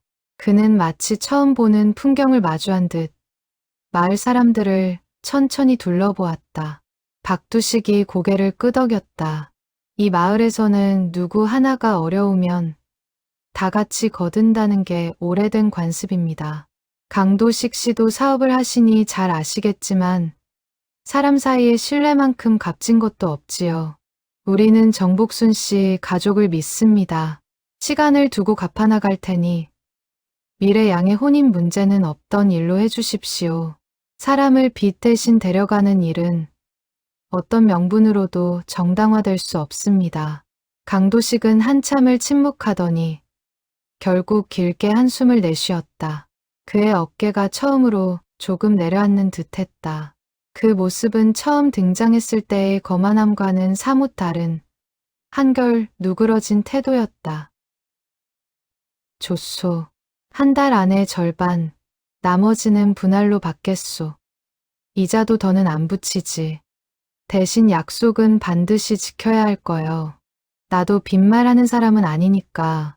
정복순이 그 자리에서 무너지듯 주저앉아 울음을 터뜨렸다. 안도와 감격이 뒤섞인 눈물이었다. 그녀는 박두식과 마을 사람들을 향해 연신 고개를 숙이며 감사 인사를 전했다.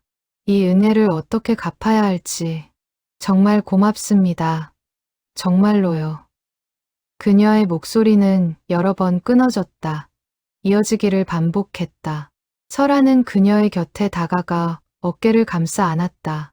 정복순의 떨리는 어깨에서 그동안 혼자 짊어졌던 무게가 조금씩 빠져나가는 것이 느껴졌다. 강도식은 부하들을 이끌고 차에 올랐다. 떠나기 직전 그는 설아를 향해 마지막으로 한마디를 던졌다. 그의 목소리에는 더 이상 처음의 위협적인 기세가 없었다. 그의 부하들도 처음의 기세등등함과는 달리 조용히 차에 올라타 시동을 걸었다.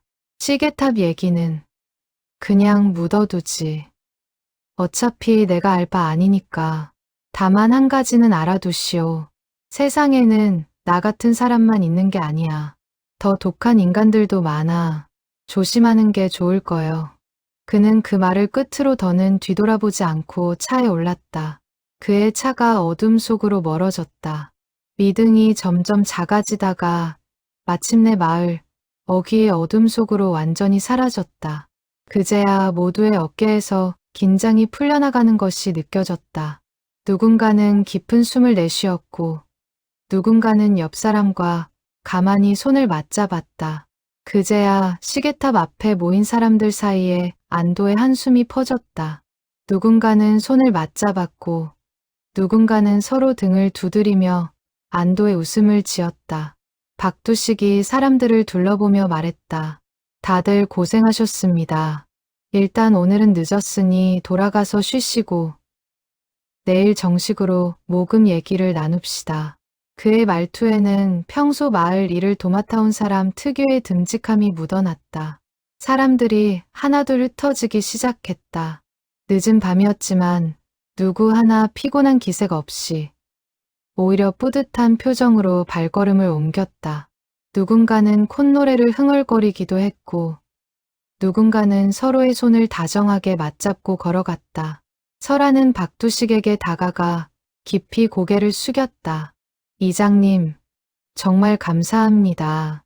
어떻게 이렇게 빨리 사람들을 모으셨어요?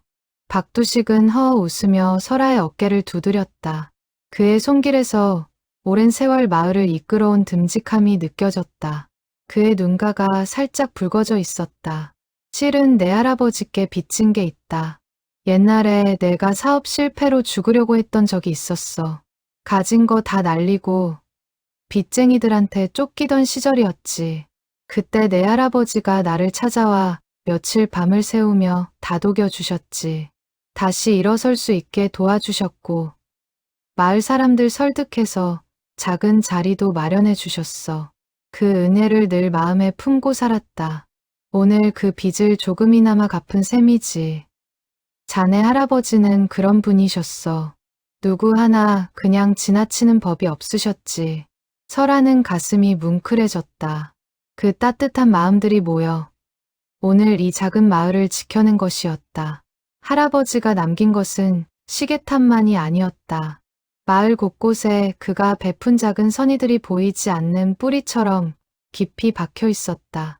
그동안 설아는 할아버지를 그저 묵묵히 시계탑을 지키던 사람으로만 기억했다. 하지만 이제 보니 그는 마을 전체에 보이지 않는 버팀목이었다. 박두식 한 사람뿐만 아니라 어쩌면 이 마을의 더 많은 사람들이 할아버지에게 크고 작은 도움을 받았을지도 모른다는 생각이 들었다. 이춘배가 설아의 곁으로 다가와 나직이 말했다. 그의 발걸음에서 안도와 피로가 동시에 느껴졌다. 이게 바로 내 할아버지가 평생 믿었던 거야. 한 사람의 선의가 또 다른 선의를 낳고 그것이 모이면 큰 힘이 된다는 것. 오늘 일이 그 증거다. 그의 목소리에는 깊은 안도와 함께 오랜 세월 짊어져온 무게가 조금은 가벼워진 듯한 평온함이 묻어났다. 그는 잠시 말을 멈추고 시계탑을 올려다보았다. 나는 평생 의술을 베풀며 살아왔지만 오늘처럼 사람의 마음이 이렇게 큰 힘을 발휘하는 걸 본 적은 드물었다. 약으로 고칠 수 없는 병도 결국 사람의 마음이 고쳐주는 법이지. 설아는 그 말을 가슴 깊이 새기며 고개를 끄덕였다. 오늘 본 마을 사람들의 모습은 그녀가 평생 시계탑을 지키며 막연히 느껴왔던 마을에 대한 애정을 더욱 또렷한 확신으로 바꾸어 주었다. 사람은 결코 혼자가 아니라는 것.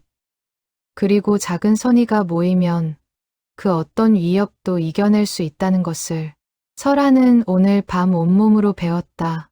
설아는 고개를 끄덕이며 시계탑을 올려다보았다. 멈춰있던 큰 바늘이 어느새 다시 움직이고 있었다. 톱니바퀴가 맞물리는 낮은 소리가 들려왔다. 시계탑은 마치 오늘의 평화를 알아챈 듯 다시 제 박자를 찾아가고 있었다. 자정을 알리는 종소리가 낮고 묵직하게 마을 전체로 퍼져나갔다. 그 소리를 들으며 설아는 처음으로 이 시계탑이 단순한 기계가 아니라 살아 숨쉬는 무언가처럼 느껴졌다. 집으로 돌아오는 길, 설아는 천천히 발걸음을 옮겼다. 머릿속에는 오늘 하루 동안 있었던 일들이 스쳐 지나갔다. 미래의 무사함을 확인했고, 이춘배 어른의 비밀을 알게 되었고, 마을 사람들의 따뜻한 마음을 보았다. 그 모든 일들이 마치 오랫동안 잠들어 있던 무언가를 깨우는 듯했다. 어쩌면 자신도 모르는 사이 마음 한구석에 굳게 닫혀 있던 문이 조금씩 열리고 있는 것인지도 몰랐다. 집으로 돌아온 설아는 늦은 밤 다시 할아버지의 상자를 꺼냈다. 손전등 대신 이번에는 책상 위 작은 스탠드를 켰다. 노란 불빛 아래서 상자를 다시 한번 찬찬히 살펴보았다. 처음에는 미처 보지 못했던 부분이었다. 그 안에는 아직 살펴보지 못한 것이 하나 남아 있었다. 손수건에 쌓인 머리핀 옆 작게 접힌 편지 봉투였다. 오랜 세월 손때가 묻어 모서리가 달아 있었다. 봉투 겉면에는 익숙한 글씨로 짧게 적혀 있었다. 설아에게. 설아의 손이 떨렸다. 이것은 할아버지의 글씨가 아니었다. 더 가늘고 여린 필체, 어딘가 낯설면서도 본능적으로 그리운 글씨였다. 설아는 그 글씨를 한참 동안 손끝으로 쓸어보았다. 마치 그 안에 쓴 사람의 손길이 아직 남아있기라도 한 것처럼 심장이 점점 빠르게 뛰기 시작했다. 창밖에는 어느새 가는 빗줄기가 흩날리고 있었다. 빗소리가 방 안의 정적을 부드럽게 채워주었다. 그녀는 떨리는 손으로 봉투를 열었다. 봉투 안에서는 빛바랜 편지지 2장이 가지런히 접혀 있었다. 펼치는 손끝이 가늘게 흔들렸다. 설아는 떨리는 손으로 편지를 펼쳤다. 스탠드 불빛이 종이 위로 따뜻하게 내려앉았다. 한 글자 한 글자가 마치 살아있는 듯 종이 너머로 사람의 숨결이 전해지는 것만 같았다. 편지지에는 단정하면서도 어딘가 떨리는 듯한 글씨가 빼곡히 적혀 있었다. 군데군데 번진 자국이 있었는데 아마도 글을 쓰는 사람도 눈물을 흘리며 적어내려간 듯했다. 설아는 숨을 깊게 들이마신 뒤 천천히 첫 줄부터 읽어 내려가기 시작했다. 사랑하는 내 딸 설아에게 이 편지를 내가 읽고 있다는 건 아마도 내가 다 컸다는 뜻이겠지. 혹은 내가 더는 이 세상에 없다는 뜻일 수도 있겠구나. 어느 쪽이든 너에게 꼭 하고 싶은 말이 있어. 이 편지를 남긴다. 엄마는 너를 버린 게 아니란다. 그날 밤 너를 두고 떠나던 그 새벽이 엄마 인생에서 가장 힘든 순간이었어. 잠든 내 얼굴을 보며 수도 없이 망설였다. 하지만 그 집에 계속 있었다면 너에게도 좋지 않은 일이 생겼을 거야. 아빠의 손찌검은 점점 심해지고 있었고 엄마는 너만큼은 그 그늘에서 지켜내고 싶었어. 너희 할아버지가 그 위험한 일을 해주셨단다. 시계를 멈추고 엄마를 안전한 곳으로 데려다 주셨지. 처음엔 거절했어. 너를 두고 어떻게 가냐고. 차라리 같이 가자고 매달렸지. 하지만 할아버지는 그러셨어. 내가 아이를 데리고 도망치면 그 아이는 평생 쫓기는 삶을 살아야 한다. 하지만 내가 떠나고 아이는 내가 키운다면 적어도 그 아이는 이 마을에서 안전하게 평범하게 자랄 수 있다. 그 말이 맞다는 걸 알면서도 엄마는 한참을 울었단다. 엄마는 경상도 끝자락 작은 바닷가 마을에서 새 이름으로 살았어. 한순영이라는 이름으로 그곳에서 작은 식당 일을 도우며 살았다. 매년 내 생일이면 멀리서나마 내가 잘 지내고 있는지 너희 할아버지께 편지로 소식을 물었어. 답장이 올 때마다 그 편지를 몇 번이고 읽고 또 읽었단다. 내가 초등학교에 들어갔다는 소식, 글짓기 상을 받았다는 소식, 그리고 할아버지를 따라 시계탑에 오르내리기 시작했다는 소식까지 멀리서나마 너의 모든 순간을 함께하고 있다고 믿으며 버텼다. 어떤 날은 그 편지를 품에 안고 밤새 잠을 이루지 못하기도 했단다. 내가 자라는 모습을 직접 볼 수 없다는 사실이 가장 큰 형벌처럼 느껴지던 날들이었어. 설아야, 엄마는 몸이 많이 아프단다. 의사 선생님이 그러시는데 이제 얼마 남지 않았다고 하시는구나. 그래서 너희 할아버지께 부탁드렸어. 내가 떠난 뒤에 이 편지를 너에게 전해달라고. 너를 다시 만나 직접 안아주고 싶었지만 그러면 너의 평온한 삶이 흔들릴까봐 끝까지 망설이다. 결국 이렇게 글로만 전한다. 미안하다는 말로는 부족하겠지만 그래도 꼭 전하고 싶구나. 미안하다. 그리고 사랑한다. 내가 어떤 삶을 살든 엄마는 늘 멀리서 너를 응원하고 있었단다. 부디 너는 엄마처럼 도망치지 않아도 되는 삶을 살길 바란다. 그리고 혹시라도 너에게 이 모든 진실이 너무 늦게 전해졌다면 부디 너희 할아버지를 원망하지 말아주렴. 그분은 나와 너 둘 다를 지키기 위해 최선을 다하셨단다. 영원히 너를 사랑하는 엄마가. 설아는 편지지를 든 손을 가만히 가슴에 가져다 댔다. 종이의 떨림이 마치 어머니의 심장 박동처럼 느껴졌다. 창밖에는 어느덧 별이 총총히 떠 있었다. 그 별빛 아래 설아는 한참을 미동도 없이 앉아 있었다. 설아는 편지를 끝까지 읽지 못하고 몇 번이나 멈춰야 했다. 눈물이 종이 위로 떨어져 잉크가 번졌다. 그녀는 편지를 가슴에 끌어안고 한참을 흐느꼈다. 20년 동안 가슴 한편에 쌓아왔던 원망과 그리움이 한꺼번에 무너져 내리는 듯했다. 어린 시절 친구들이 엄마 손을 잡고 학교에 올 때마다 느꼈던 외로움, 명절마다 빈자리를 느끼며 삼켰던 서러움, 그 모든 순간들이 한꺼번에 떠올랐다 사라졌다. 어머니는 자신을 버린 것이 아니었다. 끝까지 자신을 지키려 했고 끝까지 자신을 사랑했다. 그리고 그 사랑은 단 한순간도 멈춘 적이 없었다. 그저 멀리서 보이지 않는 곳에서 조용히 흐르고 있었을 뿐이었다. 설아는 그 사실을 받아들이는데 오랜 시간이 필요할 것 같았다. 하지만 적어도 이제는 어머니를 떠올릴 때 더 이상 차가운 원망이 아니라 따뜻한 그리움을 느낄 수 있을 것 같았다. 그것만으로도 20년이라는 긴 시간의 침묵이 조금은 보상받는 느낌이었다. 날이 밝아올 무렵 설아는 편지를 곱게 접어 다시 봉투에 넣었다. 그리고 그 옆에 놓인 머리핀을 가만히 매만졌다. 어머니가 평생 간직했을 그 작은 물건이 이제는 설아의 손안에서 새로운 의미로 빛나고 있었다. 설아는 편지를 몇 번이고 다시 읽었다. 읽을 때마다 새로운 문장이 눈에 들어왔고 그때마다 가슴 한편이 다르게 저며왔다. 어머니의 글씨 속에는 20년이라는 세월의 그리움이 고스란히 녹아 있었다. 설아는 편지지 가장자리의 작은 얼룩 하나까지도 어머니의 손길이 닿은 흔적이라 여기며 소중히 매만졌다. 설아는 다음 날 이춘배를 찾아가 어머니의 마지막 소식을 물었다. 한밤을 꼬박 새운 탓에 눈은 퉁퉁 부어 있었지만 표정만큼은 어느 때보다 또렷했다. 한약방으로 향하는 발걸음이 평소보다 무거우면서도 어딘가 단단했다. 가는 길에 마주친 정복순이 안부를 물었지만 설아는 그저 옅게 웃어 보일 뿐 자세한 이야기는 꺼내지 않았다. 이춘배는 깊은 한숨을 내쉬며 천천히 입을 열었다.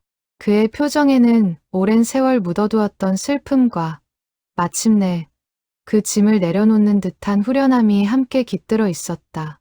그는 한 글자 한 글자 신중하게 단어를 골라가며 이야기를 이어갔다. 내 어머니는 7년 전에 돌아가셨다. 내 할아버지가 마지막 길도 함께 해드렸어. 작은 바닷가 마을, 양지 바른 곳에 모셨다고 들었다. 너에게 알리지 못한 건 너희 할아버지의 뜻이었어. 너의 평온한 일상을 지켜주고 싶다고 하셨거든. 설아는 한참 동안 말을 잇지 못했다. 슬픔과 동시에 이상하리만치 평온한 감정이 함께 차올랐다. 어머니가 어디에서 어떻게 살다 갔는지 알게 된 것만으로도 오랜 세월 마음을 짓누르던 안개가 걷히는 듯했다. 이춘배는 그런 설아를 가만히 바라보며 더 이상 말을 보태지 않고 곁을 지켜주었다. 그동안 설아는 어머니의 흔적을 떠올릴 때마다 막연한 슬픔과 원망 사이에서 갈팡질팡했다. 명절이면 다른 집 차례상 앞에 둘러앉은 모녀의 모습을 애써 외면하곤 했다. 하지만 이제는 그 자리에 분명한 그리움만이 남아 있었다. 원망할 대상이 사라지고 대신 마음 깊이 품을 수 있는 사랑이 남은 것이다. 그곳에 가보고 싶어요. 이춘배는 고개를 끄덕였다. 그래야지. 언제든 데려다 주마. 내 어머니도 분명 기다리고 계셨을 거다. 그의 목소리에는 따뜻한 안도감이 깃들어 있었다. 이춘배는 잠시 말을 멈췄다가 조심스럽게 덧붙였다. 내 할아버지가 돌아가시기 전 마지막으로 나에게 남긴 말이 있다. 설아가 언젠가 모든 걸 알게 되면 부디 너무 오래 슬퍼하지 않게 해주게. 그 아이는 누구보다 따뜻한 마음을 가졌으니 그 슬픔을 다른 사람을 향한 선의로 바꿀 수 있을 거야. 그 말이 무슨 뜻인지 이제는 알 것 같구나. 이춘배는 말을 마치며 깊은 한숨을 내쉬었다. 그 한숨 속에는 오랜 세월 혼자 짊어졌던 무게가 고스란히 담겨 있었다. 설아야, 너는 이미 그 길을 걷기 시작했다. 미래를 도왔고 앞으로도 이 일을 이어가겠다고 했지.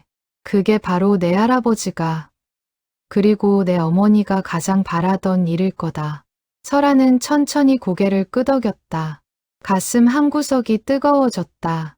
그 온기는 슬픔이 아니라 새로운 다짐에서 비롯된 것이었다. 슬픔은 여전히 남아 있었지만 그 슬픔이 더 이상 그녀를 무너뜨리지 않았다. 오히려 그 슬픔은 단단한 다짐으로 바뀌어가고 있었다. 창밖으로는 어느새 아침 햇살이 부드럽게 비치고 있었다. 밤새 흘린 눈물이 마른 자리에 새로운 다짐이 조용히 자라나고 있었다. 설아는 자리에서 일어나 창문을 활짝 열었다. 신선한 아침 공기가 방 안가득 밀려들었다. 며칠 뒤 설아는 이춘배와 함께 어머니가 잠든 바닷가 마을로 향했다. 차로 4시간 가까이 달려야 하는 먼 길이었다. 창밖 풍경이 산에서 들에서 다시 바다로 바뀌어 갈 때마다 설아의 가슴도 조금씩 두근거렸다. 이춘배는 운전을 하며 가끔씩 설아를 흘끗 살폈다.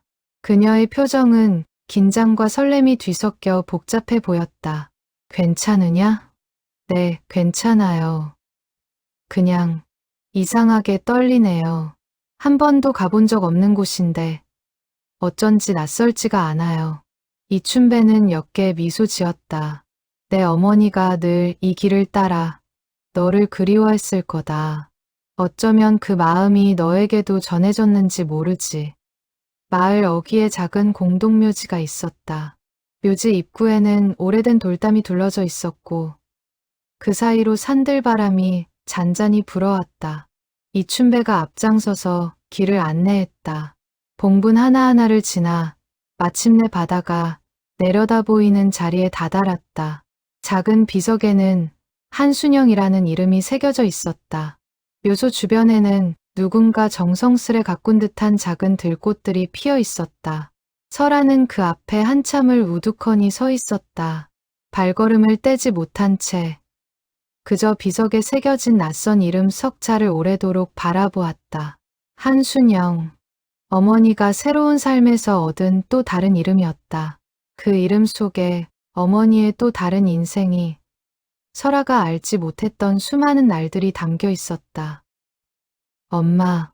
설아는 무릎을 꿇고 비석을 어루만졌다. 차가운 돌의 감촉이 손끝에 전해졌지만 이상하게도 따뜻하게 느껴졌다. 비석 표면에는 잔잔한 이끼가 끼어 있었는데 누군가 정성스레 닦아낸 흔적도 함께 남아 있었다. 아마도 식당 내외가 가끔씩 들러 돌봐준 모양이었다. 늦게 와서 미안해요. 그동안 엄마를 많이 원망했어요. 근데 이제는 다 알아요. 엄마가 얼마나 저를 사랑했는지. 진작 알았더라면 더 일찍 찾아왔을 텐데요. 그래도 이렇게라도 알게 돼서 다행이에요. 바닷바람이 설아의 머리카락을 부드럽게 흔들었다. 멀리서 파도 소리가 낮게 들려왔다. 비석 너머로 보이는 바다는 잔잔하게 빛나고 있었다. 설아는 가져온 머리핀을 비석 앞에 가만히 내려놓았다. 이거 다시 가져가세요. 엄마 거잖아요. 저는 엄마가 저를 생각하며 보낸 시간들, 그 마음만 간직할게요. 설아는 비석 옆에 한참을 앉아 있었다. 마치 오랜만에 만난 어머니와 도란도란 이야기를 나누듯 그동안의 일들을 마음속으로 하나하나 들려주었다. 시계탑 이야기, 미래의 이야기, 그리고 마을 사람들이 보여준 따뜻함까지. 바람이 불 때마다 풀잎이 살랑이는 소리가 마치 어머니의 작은 대답처럼 느껴졌다. 설아는 그 자리에 앉아 한참을 시간 가는 줄도 모르고 머물렀다. 이춘배는 조금 떨어진 곳에서 그 모습을 지켜보며 조용히 눈물을 훔쳤다. 평생 의술을 베풀어온 그였지만 이 순간만큼은 그저 한 사람의 늙은 벗으로서 함께 슬퍼해주고 있었다. 그는 설아에게 다가가 작은 보따리를 건넸다. 이 마을 사람들이 내 어머니를 잘 챙겨줬다더라. 식당 주인 내외가 친자식처럼 돌봐줬다고 들었어. 한번 만나보겠느냐? 설아는 고개를 끄덕였다. 자리에서 일어서기 전 그녀는 비석을 향해 마지막으로 작게 속삭였다. 또 올게요, 엄마. 식당 주인 내외는 설아를 보자마자 눈물을 글썽였다. 칠순을 바라보는 노부부였다. 식당 안주인은 설아의 두 손을 덥석 잡았다. 손등이 거칠고 따뜻했다. 순영이 딸이구나. 어쩜 이렇게 닮았을까. 눈매가 영락없이 순영이를 빼닮았네. 노부부는 설아를 식당 안쪽 작은 평상으로 안내하며 따뜻한 차를 내왔다. 식당 안주인은 연신 설아의 얼굴을 들여다보며 눈시울을 붉혔다.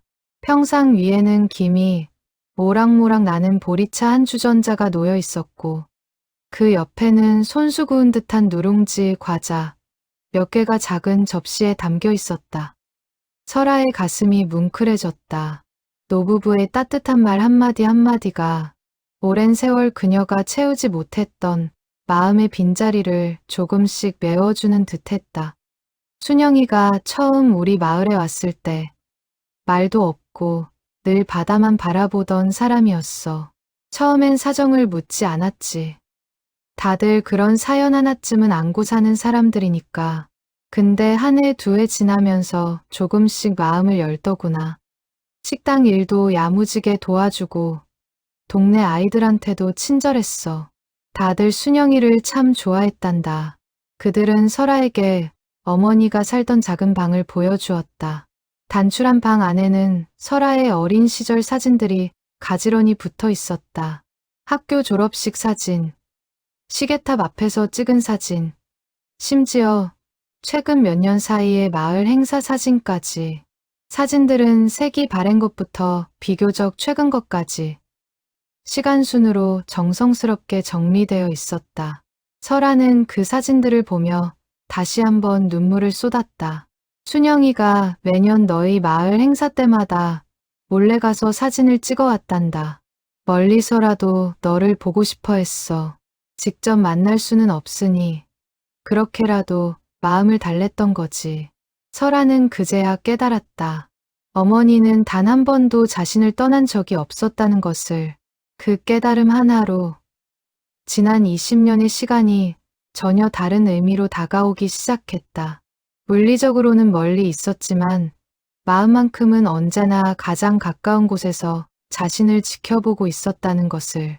그 사진들 속에는 설아가 기억조차 못하는 어린 시절의 순간들까지 담겨 있었다. 누가 찍어 보내주었는지는 알 수 없었지만 분명 할아버지를 통해 조심스럽게 전달되었을 것이었다. 사진 뒷면에는 작은 날짜와 함께 어머니가 직접 적은 듯한 짧은 메모들이 남아 있었다. 오늘도 잘 자란 우리 딸, 건강하게만 자라다오. 한 줄 한 줄이 설아의 가슴을 더욱 먹먹하게 만들었다. 식당 안주인이 조심스럽게 입을 열었다. 순영이가 마지막으로 부탁한 게 있었어. 딸이 혹시 찾아오거든. 이 말을 꼭 전해달라고 하더라. 미안하다는 말은 이제 그만하고 싶다. 대신 고맙다는 말을 전하고 싶다. 내 딸로 태어나줘서. 그리고 그 먼 길을 돌아 여기까지 와줘서. 안주인은 잠시 말을 멈추고 눈물을 훔쳤다. 순영이는 마지막 순간까지도 너를 걱정했어. 행여나 내가 자기 때문에 너무 슬퍼하지는 않을까. 너무 오래 원망하며 살지는 않을까 하고 말이야. 그래서 우리한테도 늘 부탁했지. 혹시 딸이 찾아오면 절대 슬퍼하지 말고 씩씩하게 살라고 전해달라고. 설아는 그 자리에서 한참을 울었다. 슬픔의 눈물이 아니었다. 오랜 세월 켜켜이 쌓였던 응어리가 풀리며 흘러나오는 일종의 해방의 눈물이었다. 식당 안주인은 그런 설아의 등을 가만히 쓸어주며 말없이 곁을 지켜주었다. 그 손길에서 전해지는 따뜻함이 설아의 마음을 한결 편안하게 풀어주었다. 돌아오는 차 안에서 설아는 창밖으로 멀어지는 바다를 바라보며 입을 열었다. 바다는 여전히 잔잔하게 빛나며 마치 작별 인사를 건네는 듯했다.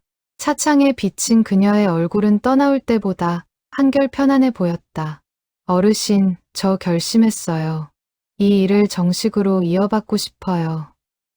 할아버지의 공책, 어르신의 수첩, 그리고 이제 제가 써 내려갈 새로운 기록까지 모두 함께 짊어지고 싶습니다. 엄마가 받았던 도움을 이제는 제가 다른 누군가에게 돌려주고 싶어요.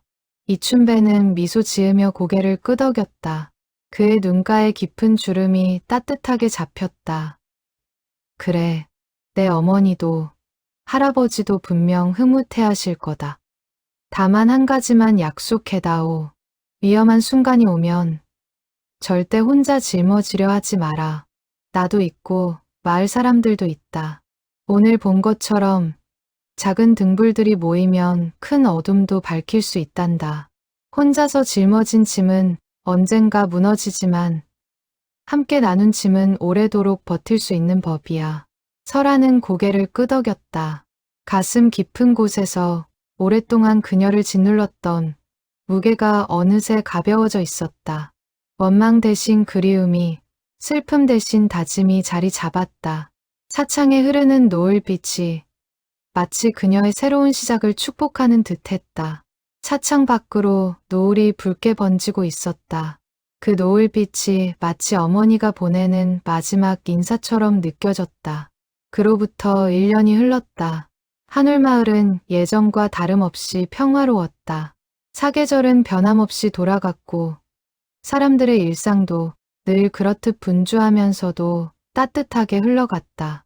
시계탑은 여전히 새벽 5시와 저녁 6시에 종을 울렸고 마을 사람들은 그 소리에 맞춰 하루를 시작하고 마쳤다. 느티나무 아래 평상에는 여전히 최씨 노인이 앉아 곰방대를 물고 마을을 내려다보고 있었다. 다만 한 가지 달라진 것이 있다면 설아의 마음이었다. 그녀의 발걸음은 예전보다 한결 가벼워 보였고 사람들을 대하는 눈빛에는 전에 없던 따뜻함이 깃들어 있었다. 정복순의 빵집은 다시 활기를 되찾았다. 가게 문에 걸린 종이 딸랑거릴 때마다 정복순의 얼굴에는 환한 웃음이 피어났다. 마을 사람들이 보태준 도움 덕분에 빚을 차근차근 갚아나가고 있었고 가게에는 다시 고소한 빵 굽는 냄새가 가득했다. 한미래는 6달 만에 조용히 마을로 돌아왔다. 강원도 산골에서 새로운 일을 배우며 마음을 추스른 그녀는 이제는 어머니와 함께 빵집 일을 도우며 지내고 있었다. 산골 생활을 하며 그녀는 한결 단단해진 모습으로 돌아왔다. 그녀는 종종 손님들에게 직접 만든 빵을 건네며 환하게 웃었다. 그녀의 얼굴에는 예전의 불안한 그늘 대신 단단한 평온함이 자리 잡고 있었다.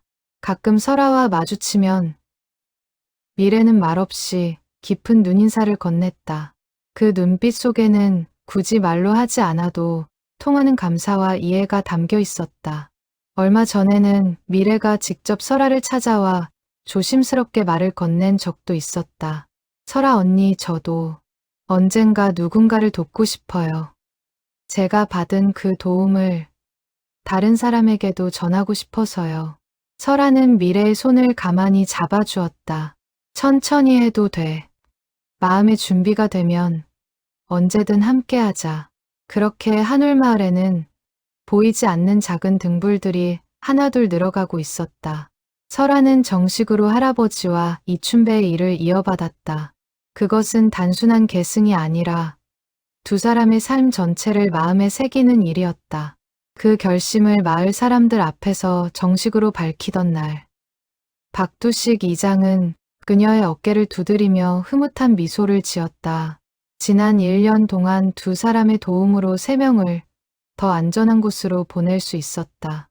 폭력적인 가정에서 벗어나고 싶어 했던 젊은 여성, 빚 독촉에 시달리던 노부부, 그리고 강제 결혼을 피해 도망쳐 온 청년까지 설아는 그들 한 사람 한 사람의 이야기를 들으며 자신의 어머니가 느꼈을 두려움과 용기를 함께 떠올렸다.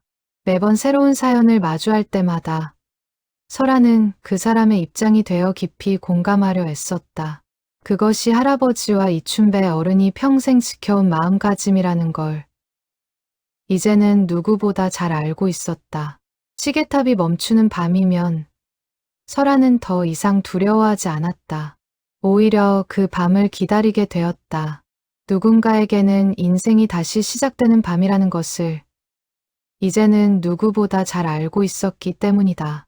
처음 시계탑이 멈춘 밤마다 가슴이 철렁 내려앉던 어린 시절의 설아와 지금의 설아는 완전히 다른 사람이 되어 있었다.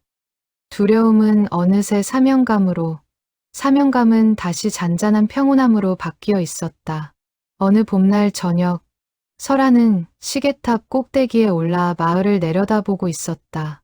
부드러운 봄바람이 그녀의 머리카락을 가만히 어루만지고 지나갔다. 노을이 붉게 마을을 물들이고 있었다.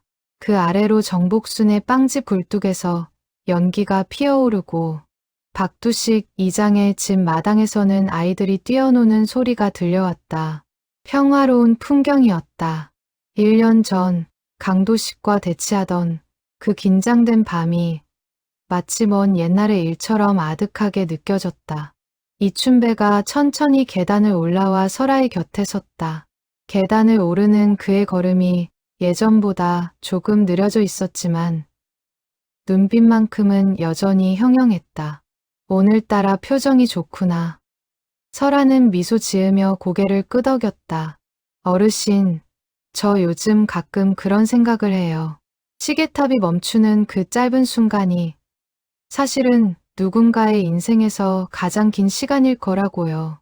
두려움과 희망이 동시에 존재하는 시간이요. 그 시간을 지켜주는 일을 할 수 있어서 감사하다는 생각이 들어요. 이춘배는 깊이 고개를 끄덕였다. 내 할아버지가 늘 하시던 말씀이 있다. 시간은 누구에게나 공평하게 흐르지만 그 시간을 어떻게 쓰느냐는 사람마다 다르다. 너는 지금 가장 값진 방식으로 시간을 쓰고 있는 거란다. 그는 시계탑 너머로 펼쳐진 노을을 바라보며 천천히 말을 이었다. 나도 이제 나이가 들어서 언젠가는 이 일에서 손을 떼야 할 때가 오겠지. 하지만 이제는 걱정이 없다. 내가 있으니까. 그리고 어쩌면 먼 훗날 미래 양처럼 너의 도움을 받았던 누군가가 또 이 일을 이어받을지도 모르지. 그렇게 등불은 계속 이어지는 거란다. 두 사람은 한참 동안 말없이 마을을 내려다보았다. 시계탑의 큰 바늘이 정확히 6시를 가리키자 묵직한 종소리가 마을 전체로 퍼져나갔다. 그 소리에 맞춰 마을 사람들이 하나둘 집으로 발걸음을 옮기는 모습이 보였다. 평범하고도 소중한 하루의 끝이었다. 멀리 학교 운동장에서는 아이들 몇이 늦게까지 공놀이를 하다 종소리를 듣고 황급히 가방을 챙겨 뛰어가는 모습도 보였다. 그 천진한 풍경이 설아의 입가에 옅은 미소를 만들었다. 설아는 품속에서 작은 사진 한 장을 꺼냈다. 어머니와 할아버지, 그리고 어린 자신이 함께 찍힌 사진이었다. 시계탑을 배경으로 세 사람 모두 환하게 웃고 있었다. 설아는 그 사진을 가만히 들여다보다가 다시 품속 깊이 넣었다. 사진 속 어린 설아의 천진한 웃음이 지금의 자신과 묘하게 겹쳐 보였다. 엄마, 할아버지, 저 잘하고 있죠? 대답은 들려오지 않았지만 설아는 알 수 있었다. 시계탑 종소리에 실려 두 사람의 마음이 자신에게 닿고 있다는 것을, 사랑이란 때로는 멀리서도 충분히 전해질 수 있다는 것을, 그리고 그 사랑을 받은 사람은 또 다른 누군가에게 그 사랑을 전할 책임이 있다는 것을. 시계탑은 오늘도 변함없이 돌아가고 있었다. 그 톱니바퀴 하나하나에는 보이지 않는 수많은 사람들의 용기와 사랑이 새겨져 있었다. 그리고 그 중심에는 이제 설아가 서 있었다. 할아버지가 그러했듯, 어머니가 그러했듯, 묵묵히 그러나 단단하게. 설아는 가끔 시계탑 작업대에 앉아 자신이 새로 쓰기 시작한 공책을 펼쳐보았다.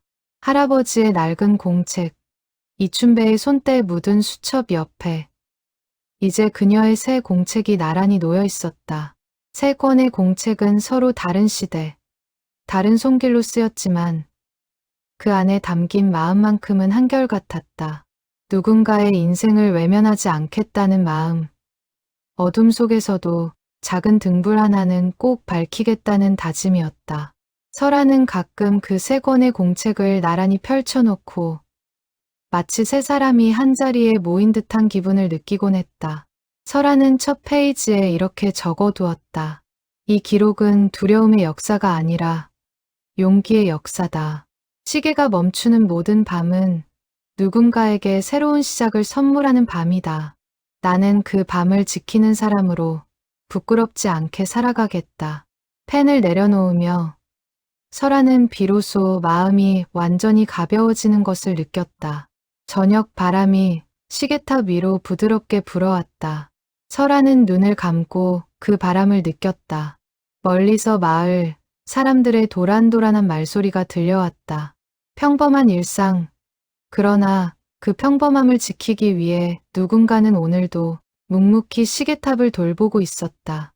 하늘마을의 시계탑은 내일도 변함없이 새벽 5시와 저녁 6시에 종을 울릴 것이다. 그리고 그 종소리는 오늘도 변함없이 마을 곳곳으로 따뜻하게 퍼져나갈 것이다.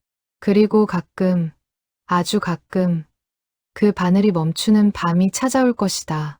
그 밤은 더 이상 두려움의 밤이 아니었다.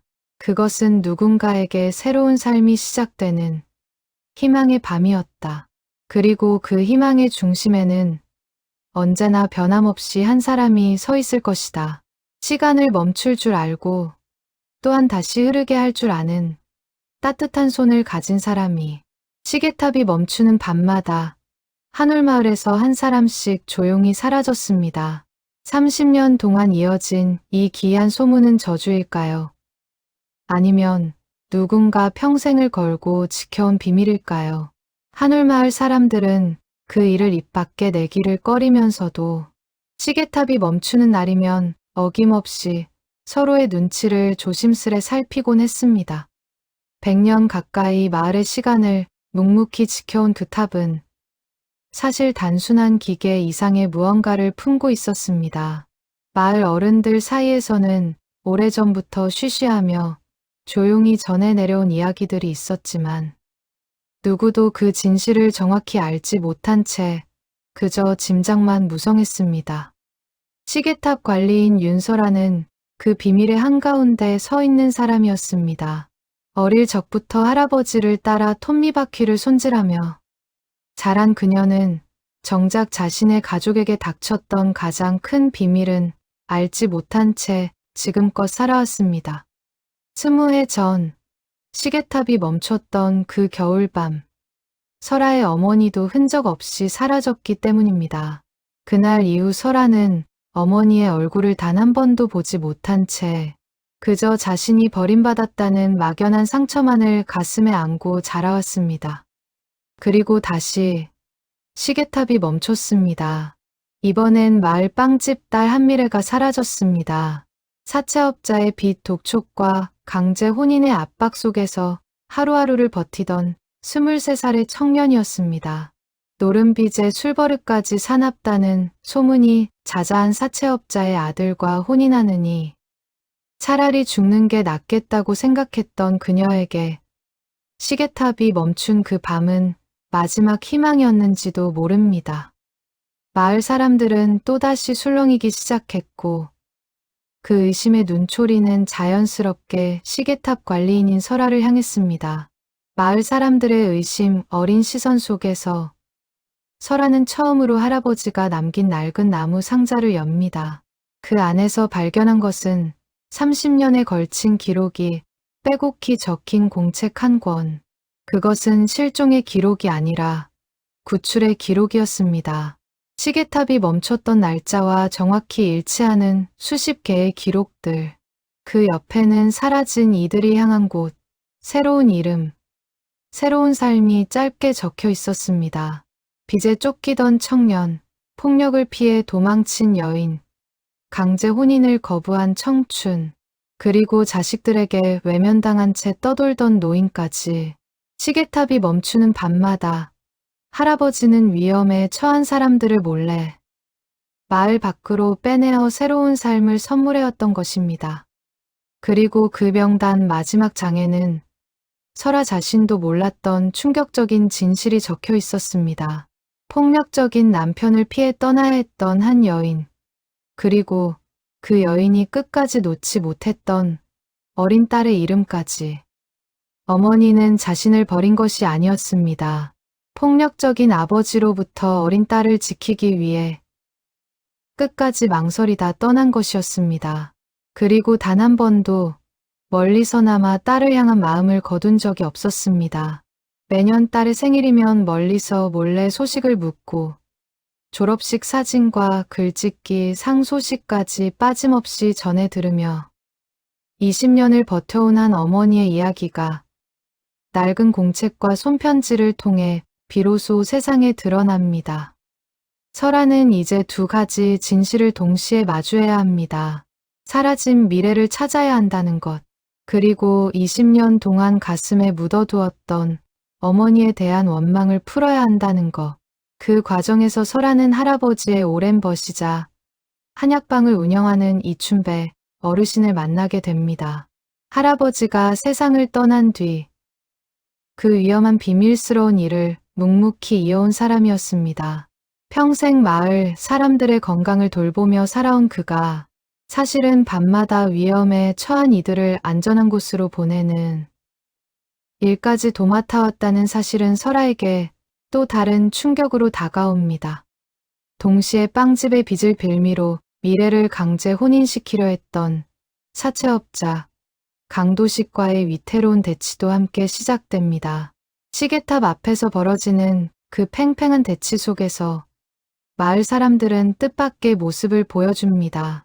과연 설아는 미래를 무사히 지켜낼 수 있을까요?